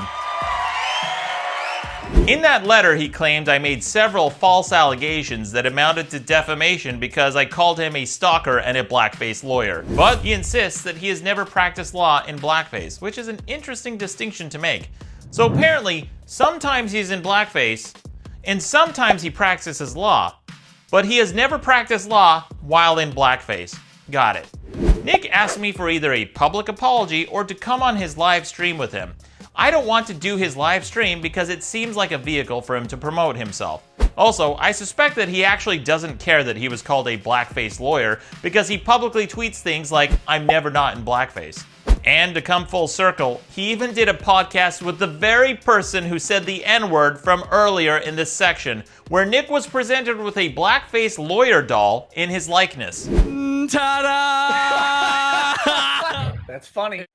He didn't sue any of these people for defamation, so I have to conclude that he doesn't care and he made the legal threat to either try to silence me or to force me into doing an interview with him. To me, that seems like extortion, but I'm not a legal expert, so I have to assume Nick sincerely wanted an apology, because stalking, harassment, and extortion are definitely crimes and could cost Nick his license to practice law. That would be a terrible thing if he lost his license due to stalking and harassment. But since Nick wanted a public apology, I'm going to give it to him. I want everyone who may have watched or heard me call Nick Rekieta a blackface lawyer one time during a live stream in 2018 at the 1 hour and 47 minute mark in a 2 hour and 45 minute interview to know that I sincerely apologize. In fact, I went ahead and registered the domain nickrekietaisnotablackfacelawyer.com so you can help me right this wrong and spread my apology. I want to let as many people as possible know that he is not a blackface lawyer, especially his clients who may have had an adverse opinion of Nick based on what I said one time during a live stream in 2018. I want them to know that I didn't mean to imply that he was a lawyer who practiced law while in blackface. To anyone who may have thought that, my apologies. Although, it would seem to me that his clients would be more concerned with the fact that Nick has discussed their pending legal cases in public, like the time he said he had to convince a judge to overlook his client's deadline. Or the fact that his friend tagged him in a tweet announcing that he's going to masturbate to illustrated child porn. Everyone wants to fuck 17-year-olds. I would think that's way worse, but what do I know? I'm not a blackface lawyer. And neither is Nick. But what I do know is that Nick and Fanboy's smear campaign against me was based entirely on a lie and has caused me damages. And if you had any doubt about how disingenuous their supposed outrage was about the N-word, Nick Rekieta is now friendly with the person who said it. He's talking about me. I said the N-word on live air. Of course, it was in the pizza fund. It was behind a paywall, and it wasn't. Nobody was hurt by it. The guy I said it to or said about it, he said he didn't care. Nick Rekieta, thank you so much. Have a good one, Nick. Thanks, buddy. Have a good one. Thanks. You should be horrified.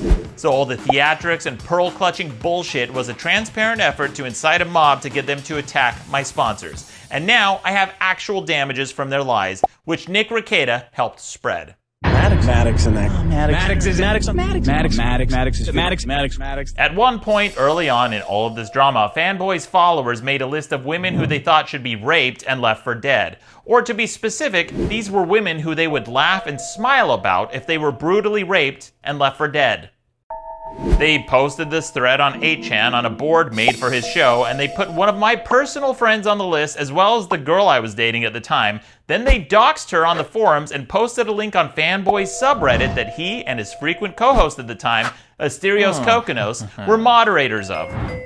This was part of the reason I decided to finally release my first and only significant public statement after months of slander and obsession, way back when I first cut ties with this stalker, and even then it was only a short 3.5-minute video. At this point, we need to go over a quick timeline of events so things will make sense in chronological order, because some of this stuff happened back in 2016, which seems insane to still be talking about. But that's exactly what this is.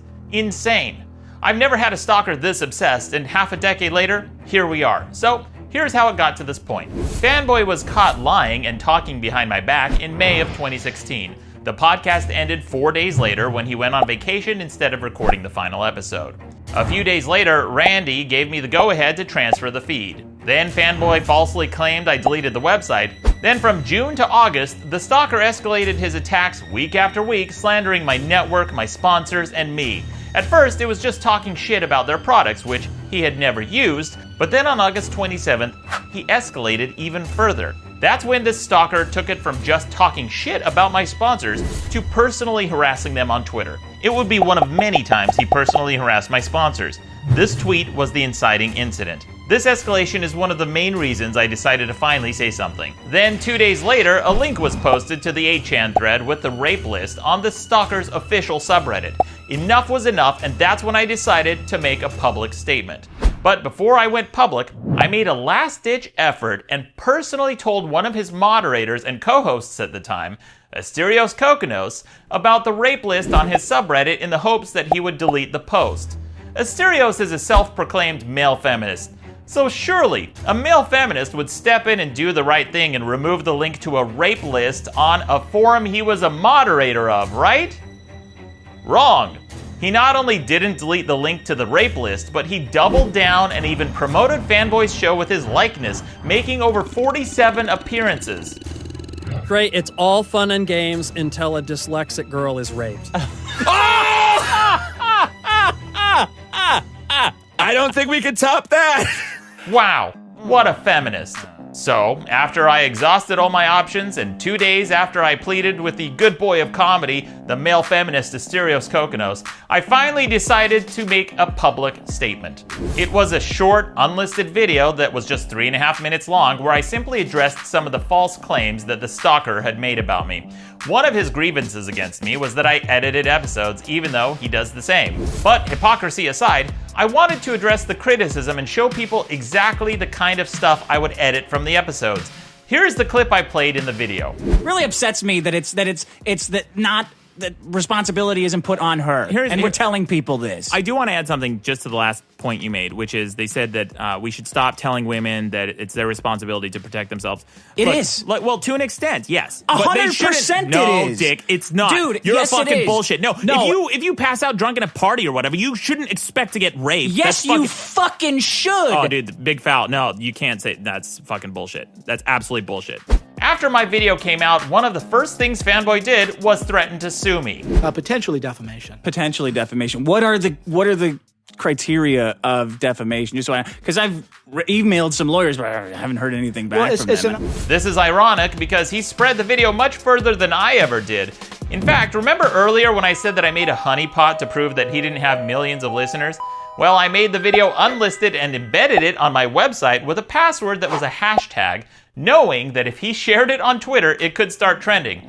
I deliberately made it a hashtag and never posted it myself on Twitter, not even once. In fact, I only posted it in public one time on a small Facebook page for my old podcast, and one time on my private Facebook page to let my close personal friends know what was going on. I did this in part to avoid giving the stalker any more attention than necessary because that's what he wants. Anything I would do or say about him would be an opportunity for him to promote himself. How do I know? Because even though I didn't share my video a single time on Twitter, he did, at least 4 times. And despite the fact that he shared it over 4 times, he never got it trending, not even close. He fell for my honeypot and inadvertently exposed how small his reach was. Oops. But despite the fact that he spread my video much further than I ever intended, he immediately painted himself as a victim. When he was asked if he knew about the 8chan board, he lied and said no one knew about it. I'm a liar. Well, that's funny because on August 29th, 1 month before I released my video, the person who made the board sent it to him. And I know for a fact he saw this tweet. How do I know? Because he responded to it. And what did he say? Did he admonish them or ask them to take it down? No. In fact, he responded and said, "I'm there."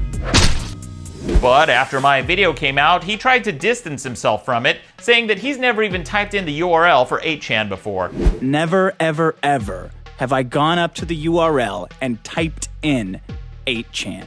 Okay. Well, that's funny because he links to it on his website. Yeah, I'm a really amazing liar. Then, Fanboy really turned up the theatrics with the lying and denying. He acted shocked that I even dared to suggest that his followers would make such a list. It has nothing to do with the Dick Show? Is that what people think? He went on and on, trying to distance himself from this list, saying anyone could have made the list. He even implied at one point that I could have made the list in an effort to frame him. Is it possible for anyone to have made this page? Yes, of course. So, by anyone, that could include Maddox? No, yeah. Anybody could have made this. No, I'm completely fucking shocked because this is in no way tied to the show. The idea that it's tied somehow to this sick site that is in no way related or endorsed by this show is malicious. Oh my God, he's shocked. Even the mere suggestion that it had anything to do with him or his followers was malicious of me. To even suggest that he was responsible for inciting a hate mob week after week that resulted in a rape list just isn't possible. Wow, I guess I really screwed up. Unless, well, This is going to sound crazy, but what if it actually was created by his followers? And not just any followers, but some of his very few and very dedicated long-time followers. And they came forward and admitted to it. And then what if Fanboy told them that they did nothing wrong, and then he sent them free t-shirts and gifts? That would be absolutely fucking insane, wouldn't it? Because that would make him a huge fucking liar. Well, that's exactly what he did. On January 31st, 2017, the people responsible finally came forward and took responsibility, and surprise, surprise, they were his longtime supporters. And Fanboy not only didn't admonish them, he completely reversed course and told them that they did nothing wrong. And then he asked them for their addresses so he could send them free t-shirts and gifts. Absolutely fucking insane. This isn't guilt by association, this is guilt by direct encouragement. And Patreon is explicitly profiting from and funding this rape list bullshit. And in case you think these were just some random trolls posting on Reddit, they even called into Fanboy's show to apologize. But Fanboy wouldn't let them. He told them, and directly this time, that they did nothing wrong. You've been intimately connected with the rape list, the 8chan list. Oh yeah, Big Bad Ben's got the original scoop from the get-go. Is that right?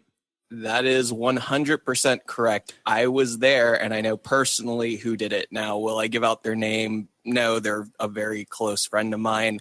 And I've already talked with you personally about this. I sent you both a bunch of free shit when you told me about this the first time. Turned out okay. And honestly, it was cowardly as shit for us. I mean, the friends still won't come forward. No, it's not. It's not. Because you didn't do anything wrong. Yeah. You did nothing. So Fanboy pretended that this was so horrifying, so disgusting, and so damaging and malicious that he looked into suing me for it. This is in no way tied to the show. But then when he got caught, he changed his tune from how horrifying it was to it was no big deal, and even rewarded the people who did it with gifts. This is one way in which someone manipulative can gaslight you. First, they deny it happened. Second, if you prove it happened, they deny responsibility. Third, if you prove responsibility, then they deny it was wrong to begin with. And finally, when you point out that they're being inconsistent, they'll blame you for it and say that you deserved it. As for the rape list itself, how serious is a threat like that? Well, it's hard to say. But if it were just an anonymous rape list, that would be bad enough. But it wasn't. They also doxed my girlfriend at the time, along with threatening to rape her. So it felt a little bit more serious. It's one thing to make a rape threat. It's another to make a rape threat and then post someone's private contact information. And even if it's unlikely, try seeing how comforting it is to tell your girlfriend that there's only a small percentage chance that she's going to get raped by a stalker's hate mob.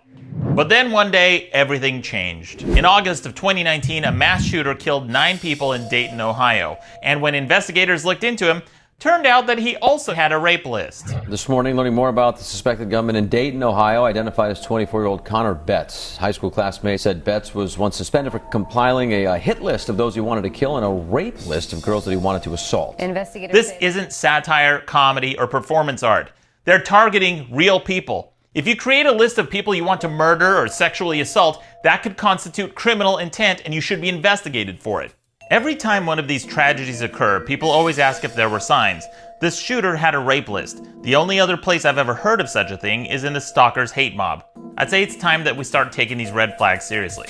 Fanboy knows who these scumbags are, and he has their names and addresses because he mailed them gifts, but he refuses to disclose their names. But Fanboy's false victimhood campaign in theatrics didn't end there. He also accused me of calling him a rape apologist.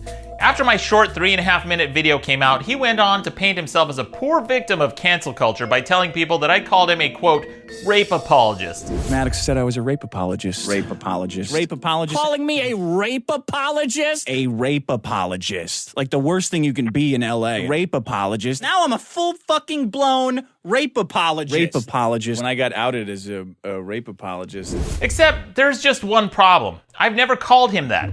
Not once. In fact, in my entire career with over 20 years of writing and over a decade of producing videos and podcasting, I've never called anyone a rape apologist. And one of the main reasons is because I don't even know what the fuck it means. When I Googled it, even Google doesn't have a clear definition. The closest thing I could find to one is someone who thinks rape is okay. I don't believe Fanboy thinks rape is okay. But I do believe he thinks that if a woman is raped, it's her problem.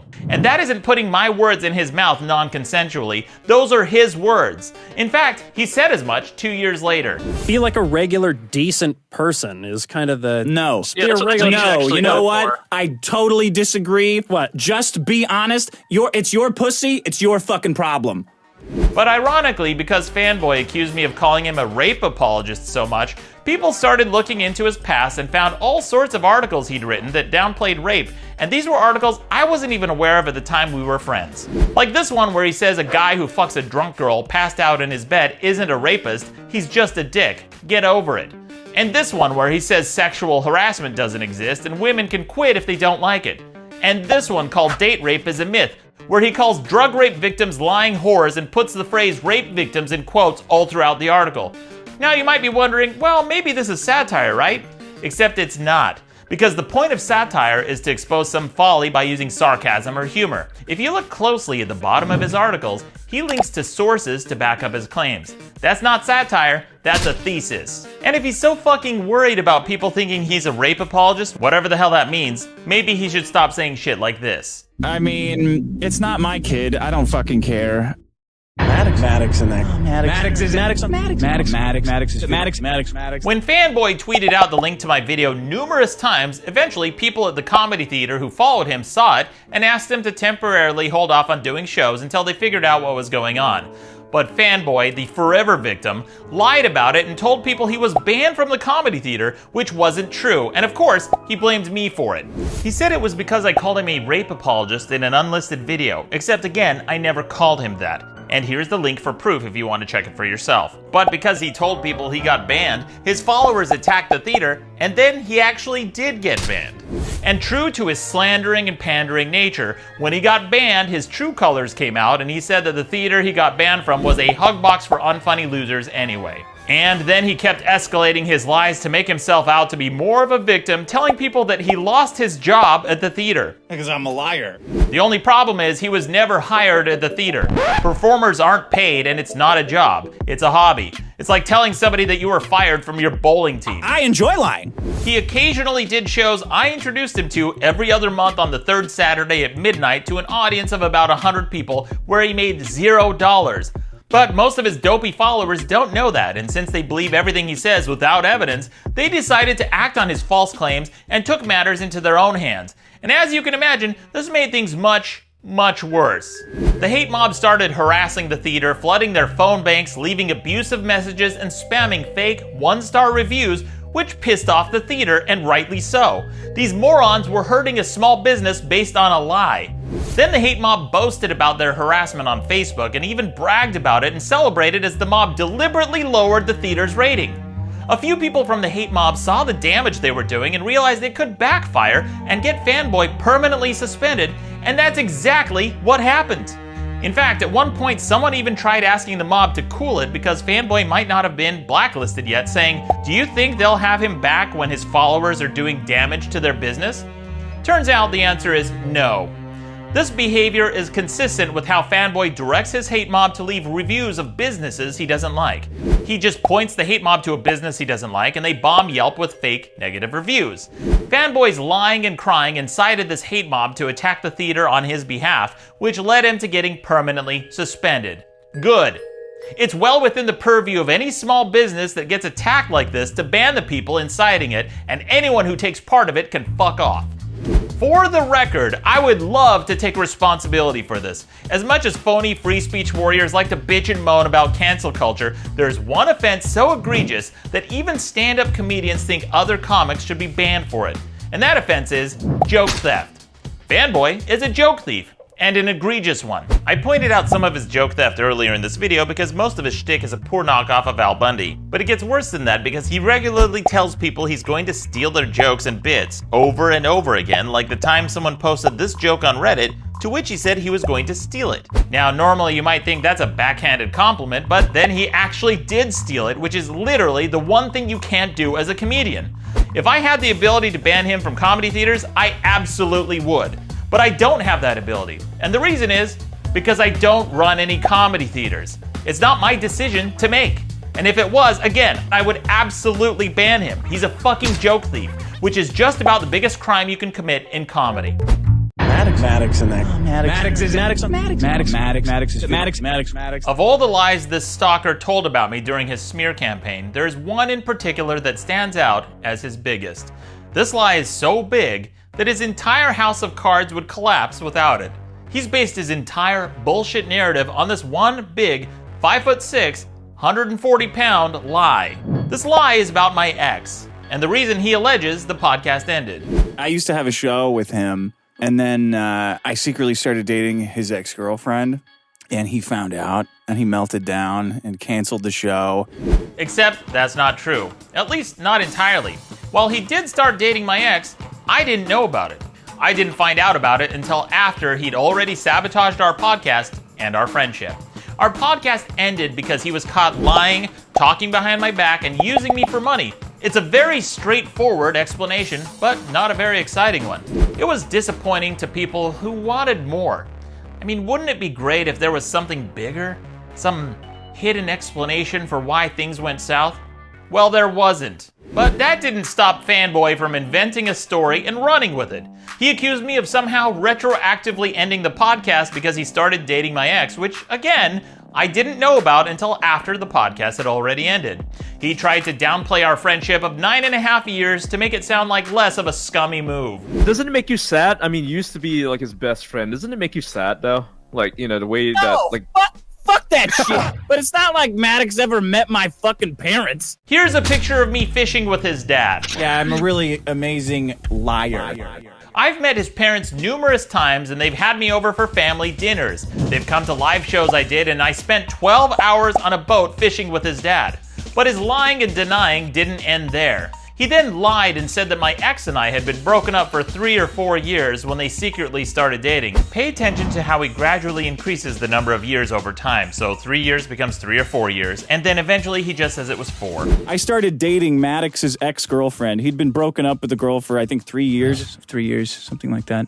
I think it was like 3 or 4 years. From 4 years ago. Yeah, they'd been broken up for like 4 years. That's another lie. It was about 1.5 years. In fact, she was in the room with us when we started recording the podcast together. The only way his version of events could even make sense is if I had a time machine, because I'd already moved on and was dating someone new. My new girlfriend at the time was a girl named Jessica who was a model who liked to play video games and was into metal music. I had no interest in getting back together with my vindictive ex.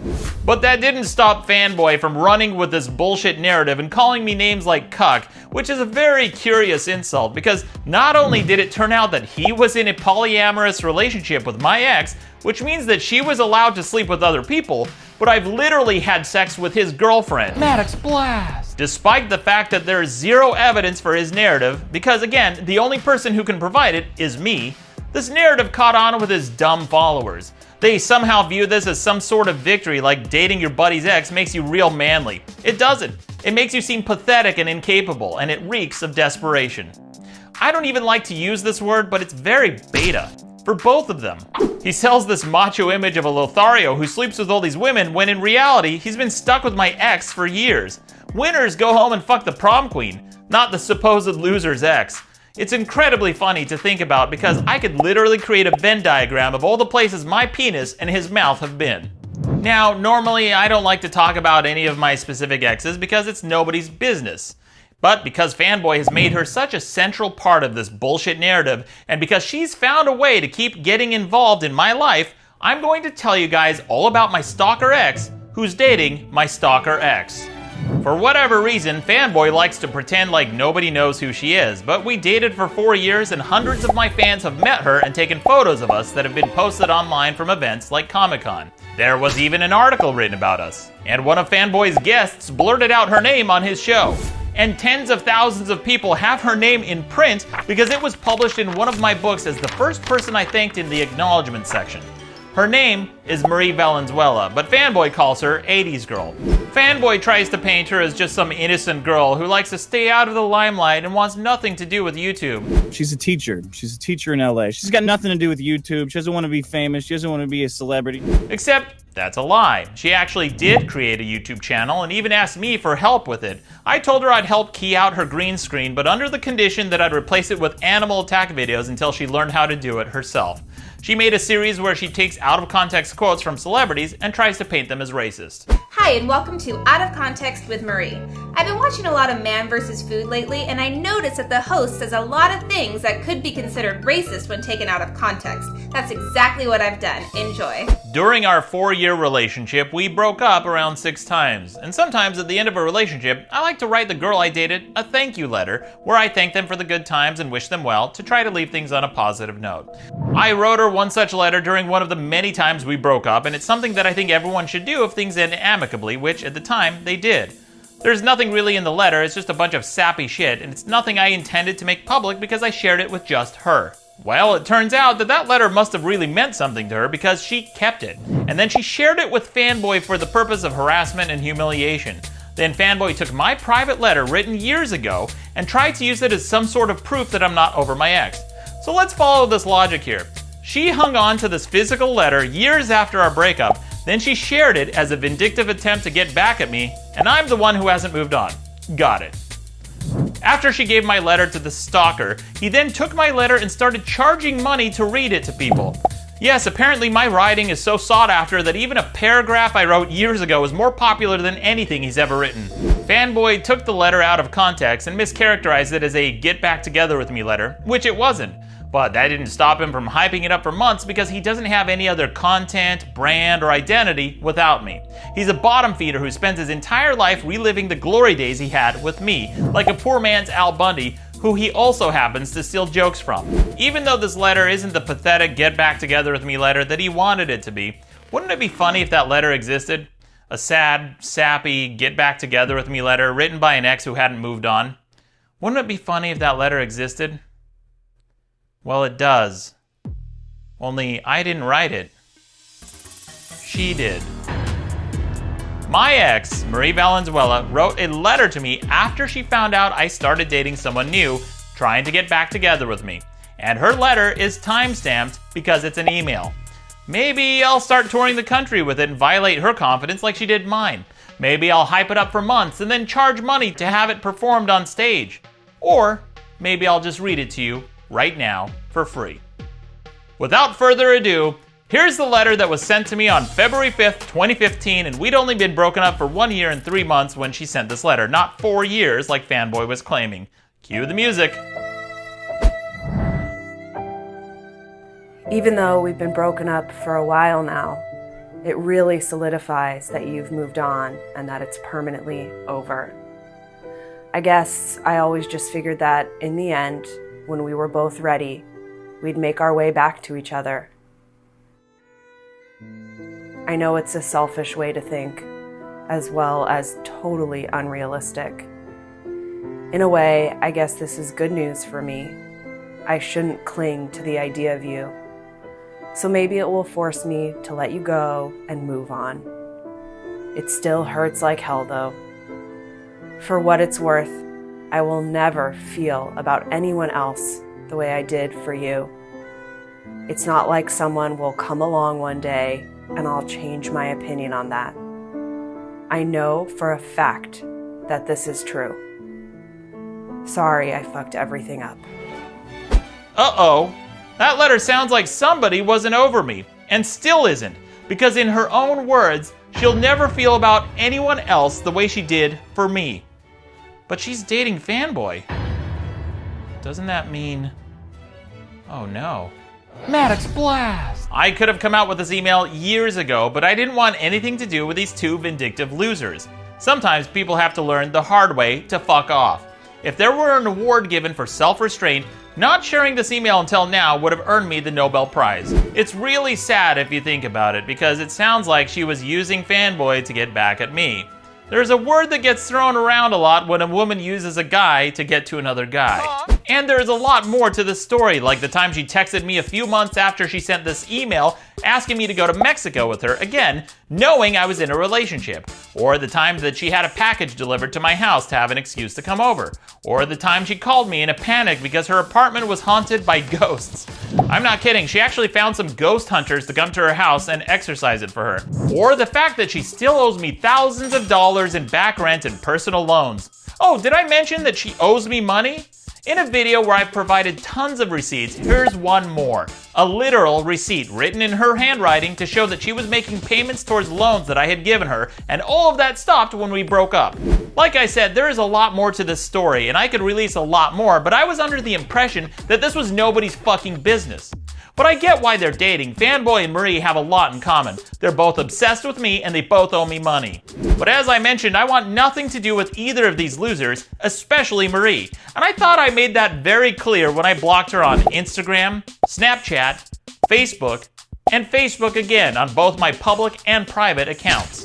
The only reason I found out she had an Instagram account was because I caught her viewing my stories. Maybe she was looking for more of my friends to date. And when I blocked her on Instagram, she even created a new account that she used to keep tabs on me and my girlfriend at the time. This is very creepy. Now, I know you're thinking that that email was pretty clear-cut, but you know what would really be the final nail in this coffin? If only there was some kind of proof in writing that I was over her and that I'd already moved on.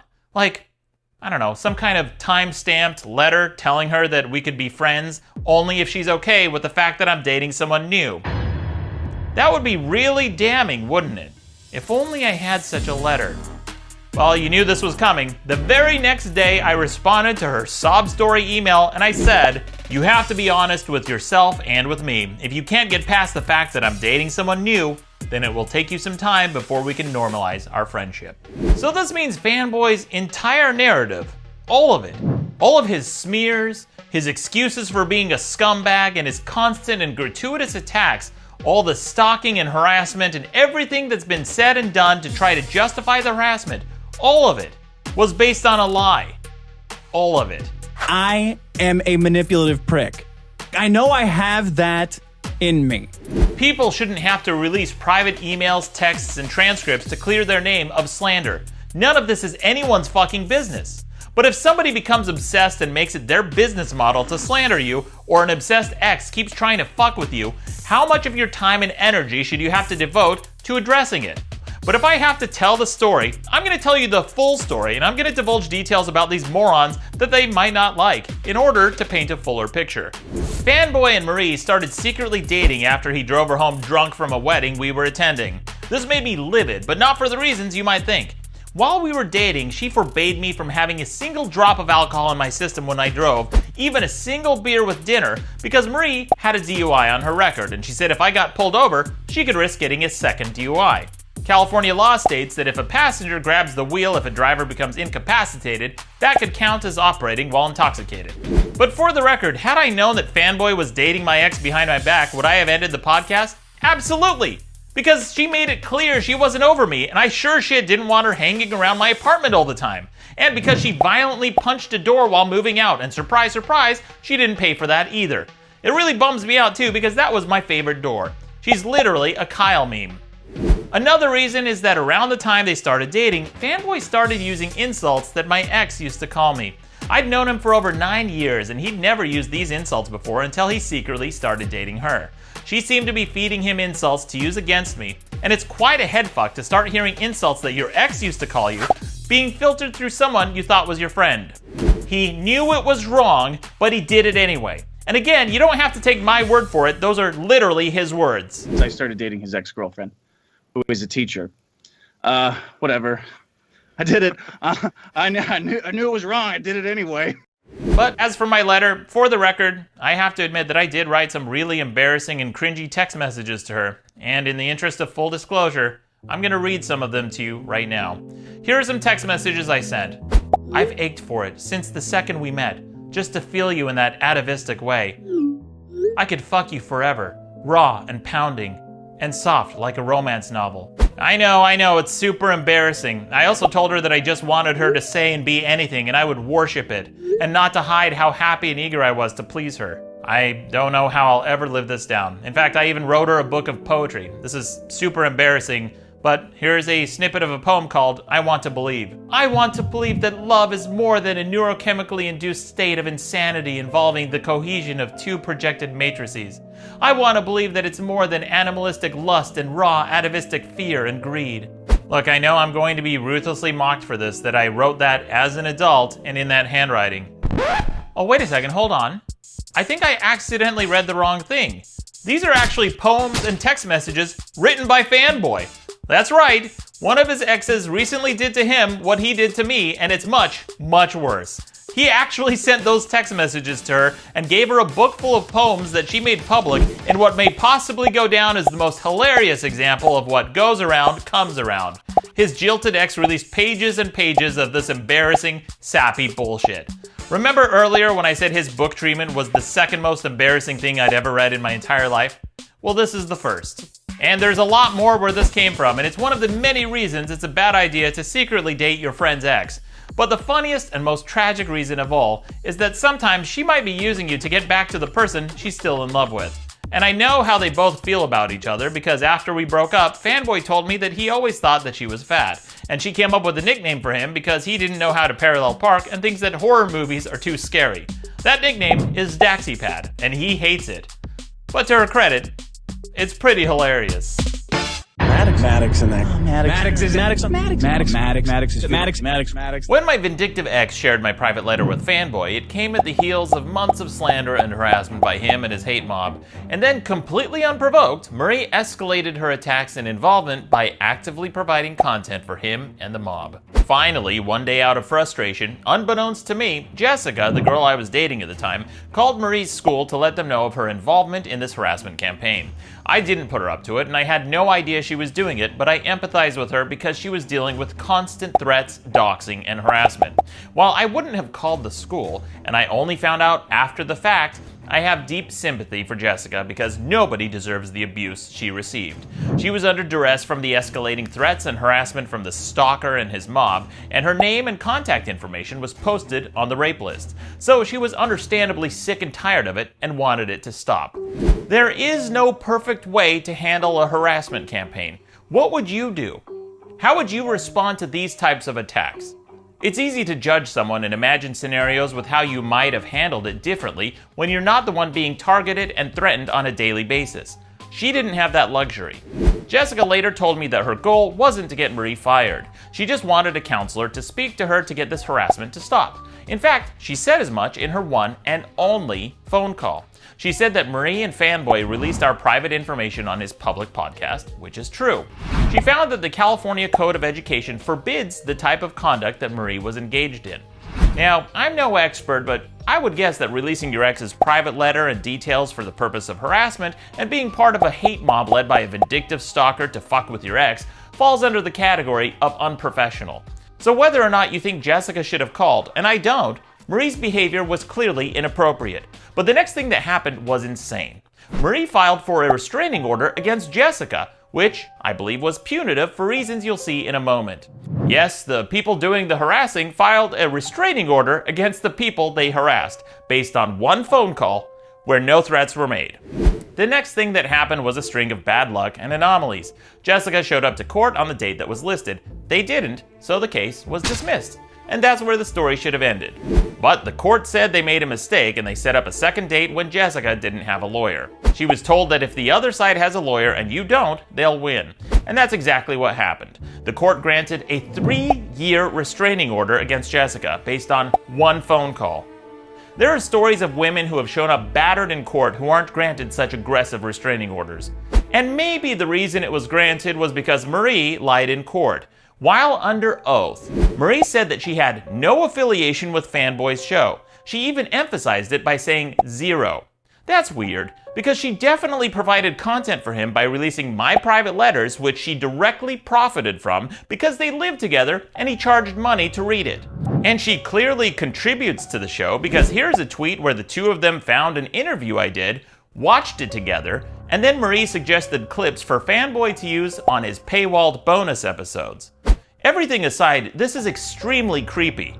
My ex-girlfriend found this interview I did in 2019. At the time, we'd been broken up for 6 years. So over half a decade later, my ex is still finding clips of me on the internet and obsessively commenting on them. Imagine if your ex was doing this to you over half a decade later. She's like a dump you can't flush. I've taken shits that have taken fewer flushes to dump than Marie. You shouldn't have to block your ex 5 times and make a 2.5-hour long video for your ex to leave you alone. But her involvement doesn't stop there. Fanboy regularly uses her to market and promote his show, despite his claiming not to. And her involvement goes deeper than that because she joined Fanboy's official Facebook group in 2017 around the time of the restraining order before the group was eventually shut down for harassment. This was the Facebook group that was used to dox me and my sponsors, as well as one of the places the hate mob used to coordinate threats and attacks against me and others. She's even appeared at live events where she bought drinks for patrons, received fan art, and even signed autographs, which is a bizarre thing to do for someone who allegedly wants to stay out of the limelight. Do people who have zero affiliation normally sign autographs for shows they have zero affiliation with? That's weird. In court, Marie played up the theatrics, portraying herself as an innocent victim who just wants this nightmare to end. She said she was worried about her students and complained about sleepless nights, migraines, missed work, vomiting, and stress-induced injuries based on one phone call. Just imagine the waterworks if she was actually doxxed and threatened like Jessica was by the mob when they put her on a rape list. Although she does have a point when she said she's worried about her students, and being that she hangs out with pedophiles, I'm worried too. Oh yeah, remember that pedophile that Fanboy took out for lunch earlier in the video? Marie, the elementary school teacher, joined them. Oops. 80s girl answered the door. She was there the whole time for this recording. Afterwards, then Dick and I and 80s girl all went out to lunch. It seemed as though she did not think this would necessarily be the last time that she ever interacted with me. I am a huge fan of illustrations of little girls getting fucked. And of course, Fanboy jumped on the bandwagon and played up how traumatic the event was. But outside of court, the two of them sang a very different tune. Outside of court, Fanboy turned the restraining order into a big spectacle and made a mockery of it with a drinking game. So which is it? Is it so allegedly traumatic that it warrants a 3-year restraining order? Or is it a big spectacle that you can turn into a drinking game for content? And what do courts think of stunts like this? Do judges usually respond favorably to people using the legal system for content on a podcast? Is it normal for victims of an allegedly traumatic event to make a mockery of the law by turning it into a drinking game? Please let me know if you have any knowledge in this area or if you have any legal expertise. Then, after Marie lied in court, Jessica was slightly relieved because getting a restraining order goes both ways. You can't contact the person it was granted to, but they're not supposed to contact you either. A restraining order is supposed to be used as a shield to defend yourself against stalking and harassment, not as a sword to attack the party you got it against. But that's exactly what they did. Fanboy almost immediately used the restraining order to incite his hate mob by lying and exaggerating about what happened. For example, the week of June 19th, 2017, Fanboy did a podcast about the restraining order and lied, saying that Jessica called multiple schools to make it sound worse than just one phone call. Called that school. Called a number of other schools up and down the chain. Called that school, the school where she worked. Called the school that feeds into that school. Calling school, one school, next school. Sure. Fanboy's co-host at the time, Asterios Kokonos, got in on the slander and amplified this false claim. And again, I can't stress this enough. This is 100% false.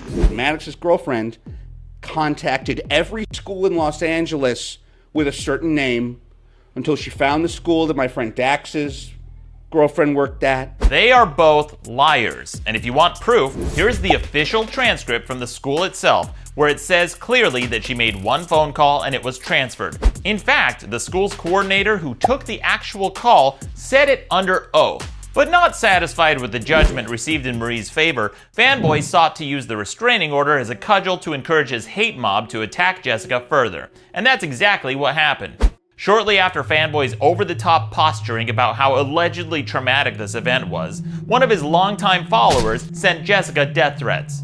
Out of curiosity, I clicked on one of the profiles to see why they were attacking Jessica. And surprise, surprise, the first thing I saw when I clicked on this person's Facebook page was a link to Fanboy's episode where he talked about the restraining order. So there you have it, a direct causal connection between what he said and the threats she received.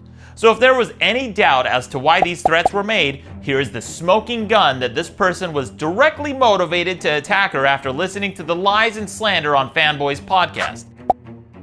And of course, Fanboy tried to claim that this was one of my fans, but when I clicked on this person's Twitter page to block him, he had me blocked. And when I checked incognito, not only did he say he's known Fanboy since 1998, but they follow each other on Twitter, and he regularly posts in the Hate Mob subreddit, And he even donates to Asterios' Patreon page. So we know who he's a fan of. Case closed. And as if the threats he incited weren't bad enough, Fanboy has contacted Jessica at least a dozen times on Twitter since the restraining order, and that's not counting the constant attacks and private messages sent to her by his hate mob.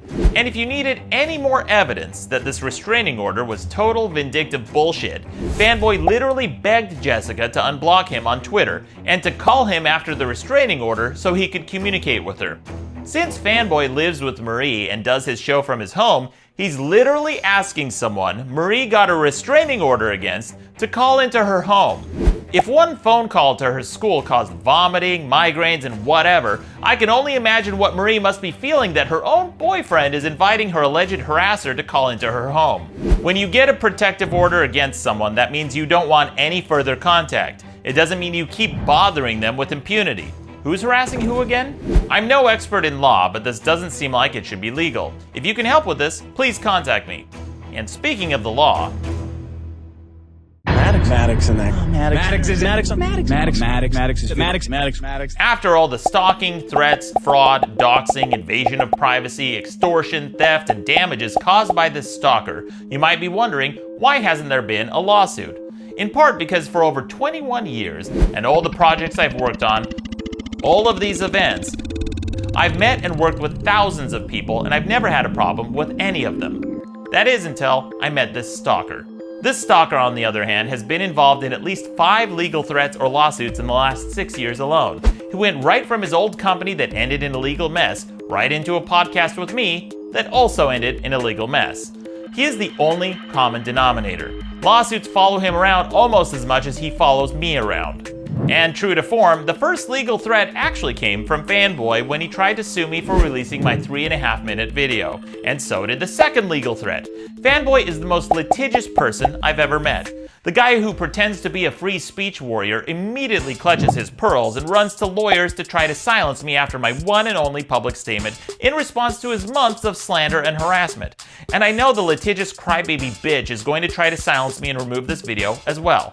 And of course, after his first legal threat, he actually did escalate to the courts when I tried to protect my brand from piracy and unauthorized use. The month after my podcast ended, one of my Stalkers moderators and contributors named Hayden Lueck asked him if it was okay to pirate my premium content. These were bonus episodes that were sold to monetize my old podcast. My stalker let him pirate this content without my permission, effectively forfeiting his copyright and the ability to monetize them in the future. Hayden then hosted my premium content illegally and said that a lot of people were downloading it. This was theft of my intellectual property, and Fanboy allowed it. But when it comes to his own intellectual property, Fanboy is a giant fucking hypocrite and doesn't allow anyone to share his premium content, which is to say, my premium content, since they're just stories I told him years ago that he retells poorly. Maybe I'll tell that story in the next bonus episode. And if that wasn't bad enough, in late 2016, Fanboy was planning on recording new episodes of my old podcast without my authorization. I believe he did this to either force me back into business with him or to provoke a response out of me so he'd have more excuses to talk about me, since it was the biggest draw to his show and a desperate last attempt to cling on to any sort of relevance. But since he was planning on using my brand to record new episodes without my authorization, and because he publicly allowed people to steal my premium content, I had to file a trademark to protect my brand to stop it, and it's my right to do so. This stalker was itching for a legal confrontation, because then he could turn it into a big public spectacle like he did with the restraining order. He knew that even if he lost, that he could drag this on in court forever to produce content from the ensuing lawsuit. Then he'd use the funds from the smear campaign to keep fueling the lawsuit. It was a lose-lose situation for me, and he was ecstatic to try to sue me, saying, "Gentlemen, start your lawsuits." Fanboy tried to argue in court that we were equal partners, despite the fact that I put in 90% of the sweat equity. I built the brand and image. I exclusively bought and paid for the domain. I booked our live shows, did all the marketing, moderation, editing, and brought in most of the audience. In fact, the concept was based on my website, and even the title was inspired by this chapter in my book, Crappy Children's Artwork. This was written and published in 2011, years before the podcast. It was always understood that the podcast was my brand and it was marketed as such. My name and likeness were used in over 39 of the thumbnails, and there were 0 of Fanboy alone and only 3 in conjunction with me. And if there is still any doubt that it was always my brand, we established it multiple times in writing. In fact, here's an early email chain where I discuss branding the show so it's consistent with my best page in the universe image, and Fanboy agreed. And here's another email I sent to Fanboy and our mutual manager at the time, making it clear that I would retain ownership if we licensed my brand to an animation company. And another email from years before where I spelled out and established my brand to him and an executive we were working with. Nobody objected. And besides doing 90% of the work, I also created many of the thumbnails myself, which I was never compensated for, so I owned them. Everyone else who created artwork for the show was paid except for me. So when I discussed it with Fanboy, he acknowledged that I own it and it was my sole right to compensate myself with merchandise sales, like at the end of my live shows, which were also copyrighted by me. And speaking of copyrights, my copyright notice is even on some of the artwork that he's illegally hosting on his website. My trademark attorney's first suggestion was to mediate to try to resolve things in good faith, because that's what reasonable people try to do. Court isn't something to be used as a spectacle and should only be used as a last resort. Of course, Fanboy rejected this and immediately started promoting this frivolous lawsuit for content. Then my lawyer told me that it would be very expensive to fight this, and I didn't have the funds to protect my rights at the time, so I had no choice but to fold. I had to cede part of my podcast to my vindictive stalker. This stalker has always had deep pocketbooks, in part because he used to brag that his parents bought him a house in Arizona, and he used to brag about all the free money he would collect from tenants. Not being able to defend yourself in court is what injustice looks like. Someone with deep enough pockets can abuse the legal system and cost you money indefinitely. But in 2021, my stalker did finally reboot my podcast with a new co-host, which was exactly what I was trying to prevent by trademarking it. Again, he doesn't have my authorization to do so. It's my brand and my IP. You just glom onto someone who's way more famous than you. And if you thought things couldn't get scummier, they're charging money for it on Patreon, none of which is being given to me. This is just theft. They're using my IP without my authorization and profiting off it like a bunch of fucking loser thieves. So finally, after years of damages due to his smear campaign and the constant harassment, doxing, fraud, stalking, and coordinated attacks to write negative reviews of my books, shows, and podcasts, it became clear that a lawsuit was unavoidable. At one point, the police suggested I contact the FBI and even tried the legal route, so that's what I did. This type of smear campaign is so gratuitous and large in scope that it's almost unheard of, but there are a few precedents. In 2009, a jury awarded a couple $13.8 million when Mark and Rhonda Lesher won a lawsuit against people who were slandering and harassing them for about a year on a message board. And just like my case, they included false allegations and rumors of sexually transmitted diseases, sexual misconduct, and crimes they never committed. When you allege that someone has STDs, that's a special type of defamation called defamation per se, where damages are automatically assumed. Fanboy engaged in this type of defamation on multiple occasions. I'll tweet it and say, Maddox is a fucking moron with emotional problems, and people are saying that his girlfriend has herpes. He even linked to and promoted a website alleging the same thing. This article was very creepy and included graphic details about her body, and the stalker personally shared it. The Lesher suit claims that their attack went on for 9 months and they had approximately 1,300 pages of harassment.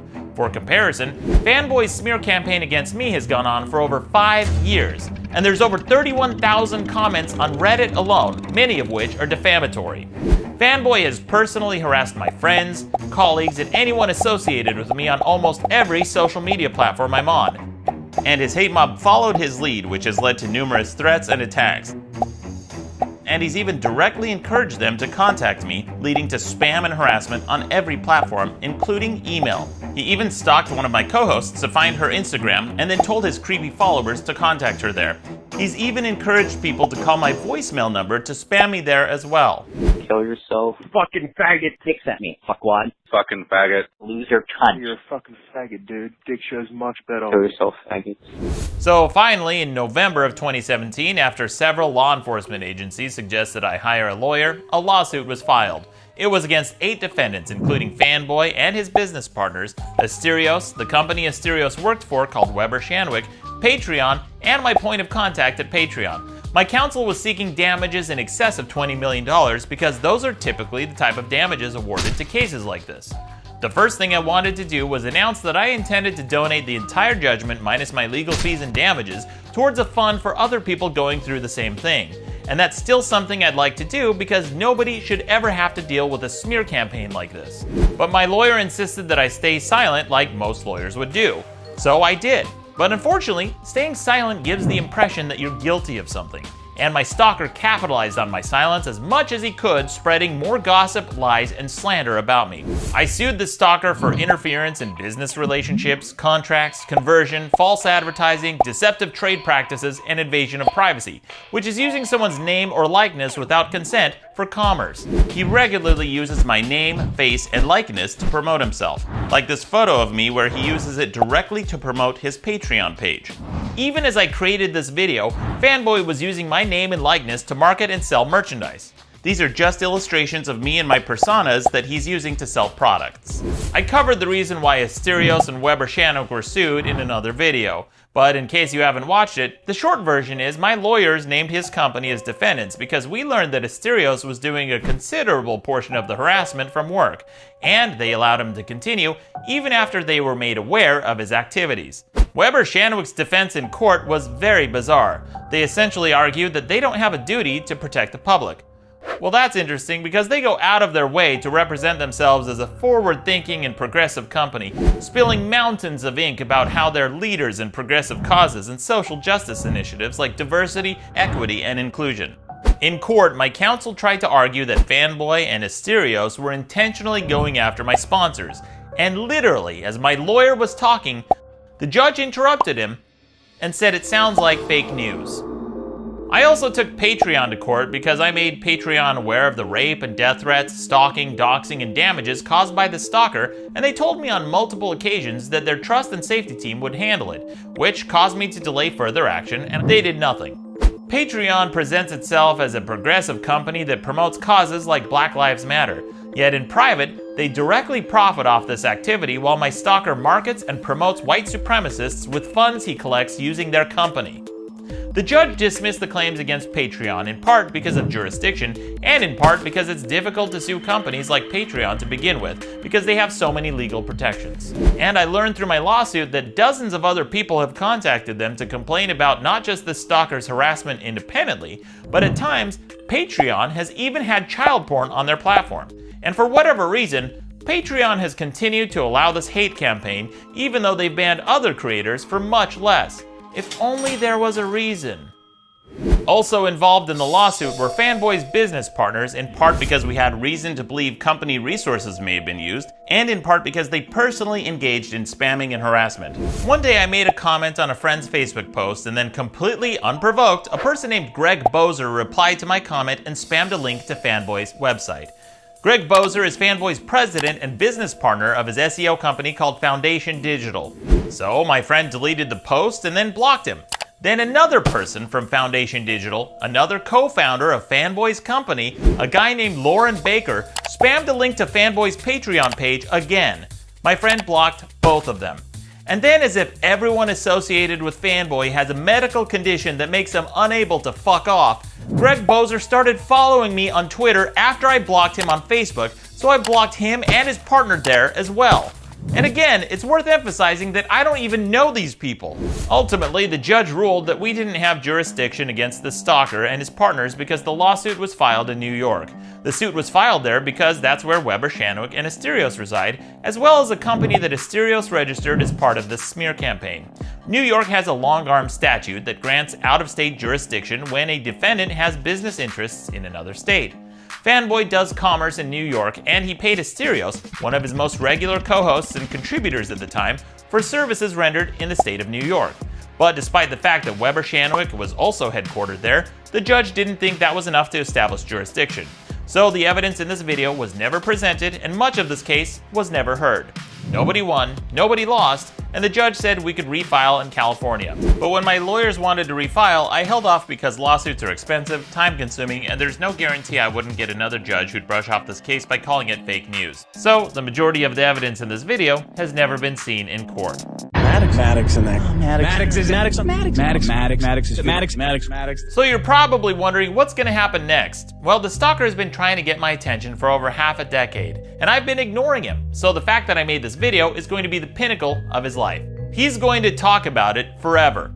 He'll go on for weeks, months, and years to come, feverishly poring over every second of this video in excruciating detail. He will try to find any problem he can, no matter how small, and exaggerate it to try to discredit this entire video. But there's too much here, and I've provided receipts for everything.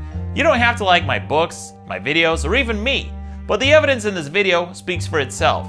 I've been smeared for over half a decade, and now you know the truth of what's been going on. This stalker will never be able to stop talking about me. This is all he has. Maddox. It's been over 5 years, and he still hasn't stopped reliving his glory days with me.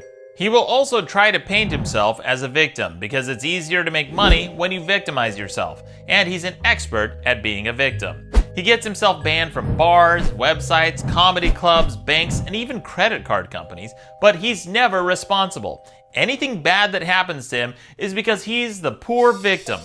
Next, he will probably try to sue me, just like he tried when I released my short 3.5-minute video, and just like he actually did when I tried to stop him from using my IP without my permission. It doesn't matter if he loses in court, because he'll use the suit for content because he has nothing else. He has no brand, nothing to talk about, and no identity other than his past association with me. From his failed book treatment, to the comedy theater where I vouched for him, to his manager, to his podcast where he obsesses over me. He wouldn't even be able to get laid without me. He's literally dating one of my exes. He wakes up and goes to sleep next to a reminder of me every single day.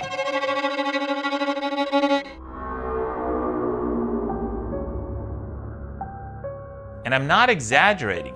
He even made a website where he sold overpriced coffee, and you might be thinking, what does a coffee website have to do with me?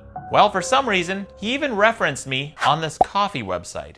It didn't even occur to me just how bad things had gotten until one of my fans sent me this picture of him wearing one of my t-shirts that he bought from my online store the moment it was listed. I posted it around 7:40 p.m. and he bought it just a few hours later, around midnight, even before I received a copy of my own. So you may be wondering, why am I making this video now? Well, for one, because it's been over half a decade and the stalking still hasn't stopped. Now, you might be thinking, oh, but Maddox, aren't you just as obsessed for making this video? No.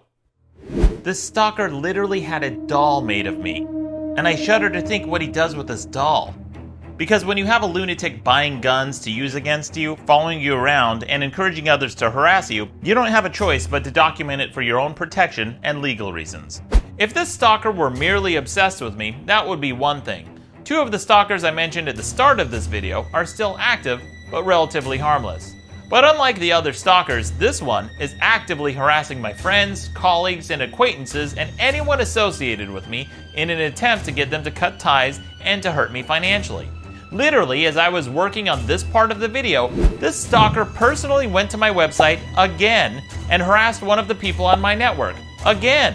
Then roughly a week after that, he harassed another person on my podcast network, this time on Twitter. And then he contacted a third friend of mine after he saw us in a video together. And then he contacted me again, personally this time, on Twitch. And this is on top of all the comments he personally spammed on my website and YouTube channels. It's been over half a decade and he's still tracking everything I do. And lately he's even been obsessing over my LinkedIn page. I don't think he'll stop until he's put in jail. So part of the reason I'm making this video now is because someone watching might know how to help, or knows someone who's an expert in stalking and harassment law. If you or someone you know can help and you don't wear blackface, please contact me. There's a laundry list of criminal charges that still haven't been heard in court. And I know I'm not the only one, because several of his ex-girlfriends have contacted me and confided that he has stalked and harassed them too. Those aren't my stories to tell, but I know there's more out there. So another reason I'm going public now is to encourage more people to come forward if they have any more information. The other reason is to call out social media companies that profit from it. Companies like Reddit and Facebook have made it easy to stalk and harass people at scale, and they don't care because it drives engagement, and engagement drives profit. Take, for example, Reddit. I've reported numerous instances of doxing, coordinated attacks, and fraud. Even as I record this video, my old home address is still posted on the Stalkers subreddit. Reddit admins apparently don't give a shit. I've made countless reports and they'll delete a post or two, but the subreddit remains active where it keeps happening, and the people who are doing it are allowed to keep their accounts. How many times does Reddit tolerate doxing before a subreddit is permanently shut down? I've reported at least a half dozen instances, and those were just instances that I was made aware of. I'm sure there's more that I've missed. And what makes this bullshit even more egregious is that Reddit is making a fortune selling ads alongside this content. For example, Home Depot runs ads on Reddit along with hundreds of other brands that probably weren't aware that their businesses were promoting this bullshit. Reddit has been made aware of the constant doxing, raids, and threats coming from this subreddit, but they've done nothing to stop it. Apparently, Reddit doesn't care about the quality of traffic, so long as they can sell it. And if they don't look too closely, they can claim ignorance until another rag like the Wall Street Journal comes along and does an expose on them. And Twitter is just as bad. This stalker has had his account suspended at least 6 times for abusing their terms of service, yet Twitter keeps allowing him to create new accounts. This type of obsessive behavior and stalking isn't free speech. It's done to silence others by inundating them with spam so it becomes impossible to respond. It overwhelms people's ability to communicate and actually has a chilling effect on speech. If someone needs to get through to you but you can't be reached because you're being spammed by an obsessed stalker, that could have real-world consequences. Twitter has made it easy to do this at scale so it becomes impossible to communicate in any meaningful way. Even Joe Rogan has called this behavior targeted harassment. But you can't detonate someone, but you can call them stupid. Generally, I mean, if you created an account that only was there to call the same person stupid 5,000 times, we'd probably view that as targeted harassment. Targeted harassment. Right. It's a function of behavior, because people with our system can do this in massive velocity, So which let's would ultimately silence you from the platform, or just say I give up, I don't want to deal with this thing, I'm out. But I can't conclude this video without mentioning one very special person who's profited more than anyone from the smear campaign next to the stalker himself. I hinted at who this person was at the start of this video, and the smear campaign truly couldn't be possible without him. And the name of that person is Jack Conte. The reason Jack Conte is responsible is because Jack is the CEO of Patreon, the company that the stalker uses to monetize this smear campaign. No other person or company in the world other than Fanboy himself has profited more off this stalking and hate.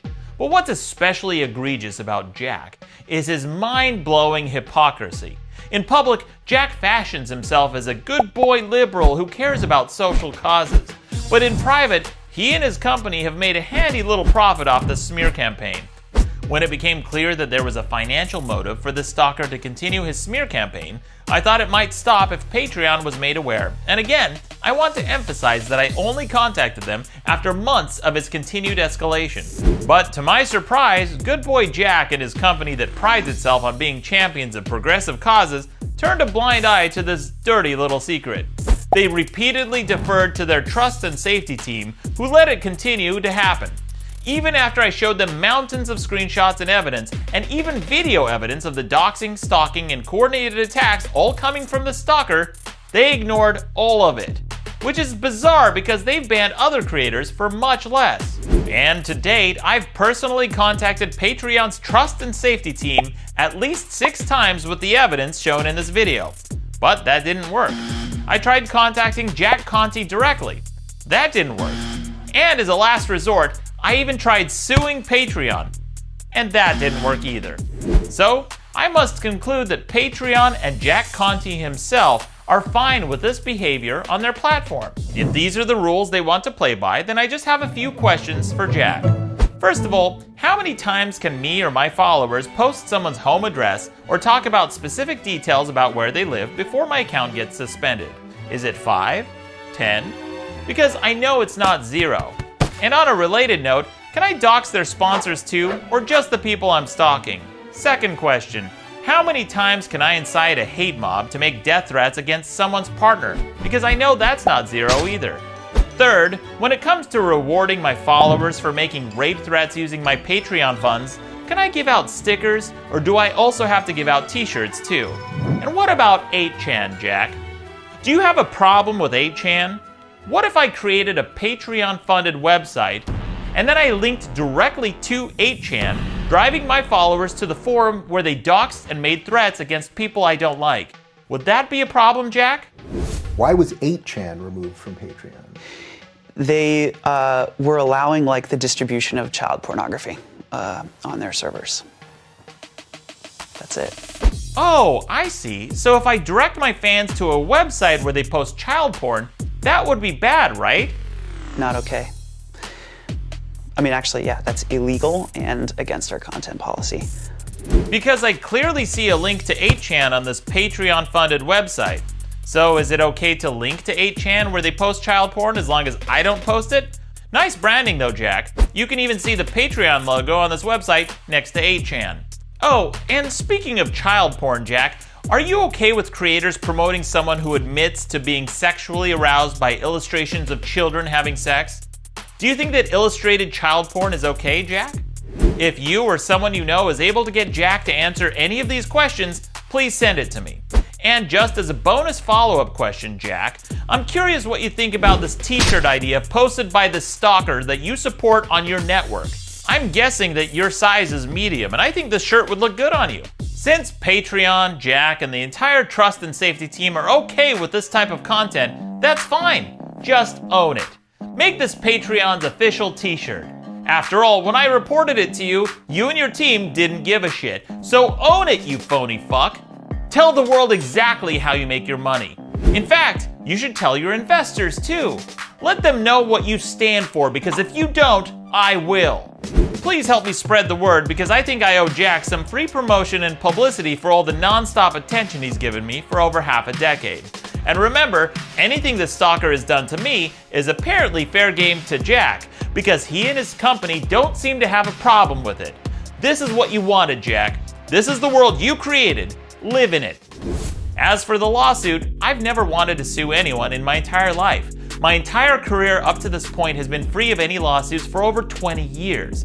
All I want to do is create content that might make people laugh or think. I've produced thousands of hours of content with hundreds of pages of writing and hours of videos and podcasts, all for free because I enjoy it.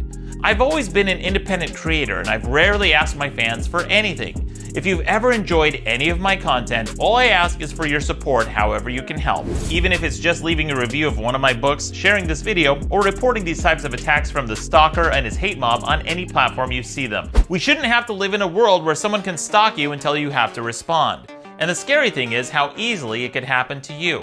People join mobs without thinking. Gustav Le Bon wrote about this phenomenon in his book. He said that when people join mobs, they lose fear of social consequences because they think mobs are anonymous. Except not this time, because these dipshits have fucked with the wrong person. I have all the names of the people involved in the smear campaign. All of them. Many have already apologized and stopped this behavior, but many more will be exposed as time goes on. In fact, because the Stalker and his mob want my attention so badly, I've officially converted the front page of my old podcast website into free promotion for Fanboy and his hate mob, where you'll find much more of Fanboy's embarrassing poetry. You guys like fucking around? Well, I hope you like finding out just as much, because many of you are about to. Enjoy, dipshits! Next time you want to dogpile on someone, stop and ask yourself if you really have all the evidence to make an informed decision. You probably don't. You know a lot less about people than you think you do. Even the people you think you know. I want to get back to making regular content, and part of the reason I haven't had time to do that is because I've been dealing with this tedious bullshit. I just want to get back to writing and making fun of children and animals.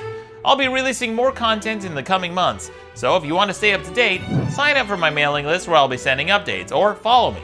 And if you think you can help in any way, please send me an email. And speaking of help, I can't thank my fans enough for collecting the mountains of evidence you've seen in this video. You know who you are, and you have my sincere gratitude. And finally, I'd like to give an extra special thanks to all my Patreon people who've made this possible, especially to Jack Conte. I really mean this from the bottom of my heart, Jack. I couldn't have done this without you.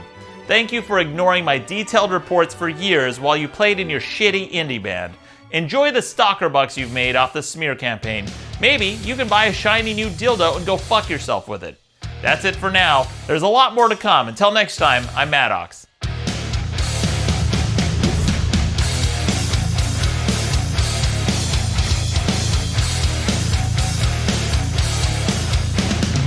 I myself, in my history of dealing with crazy bitches, have run into one or two who will record your conversation.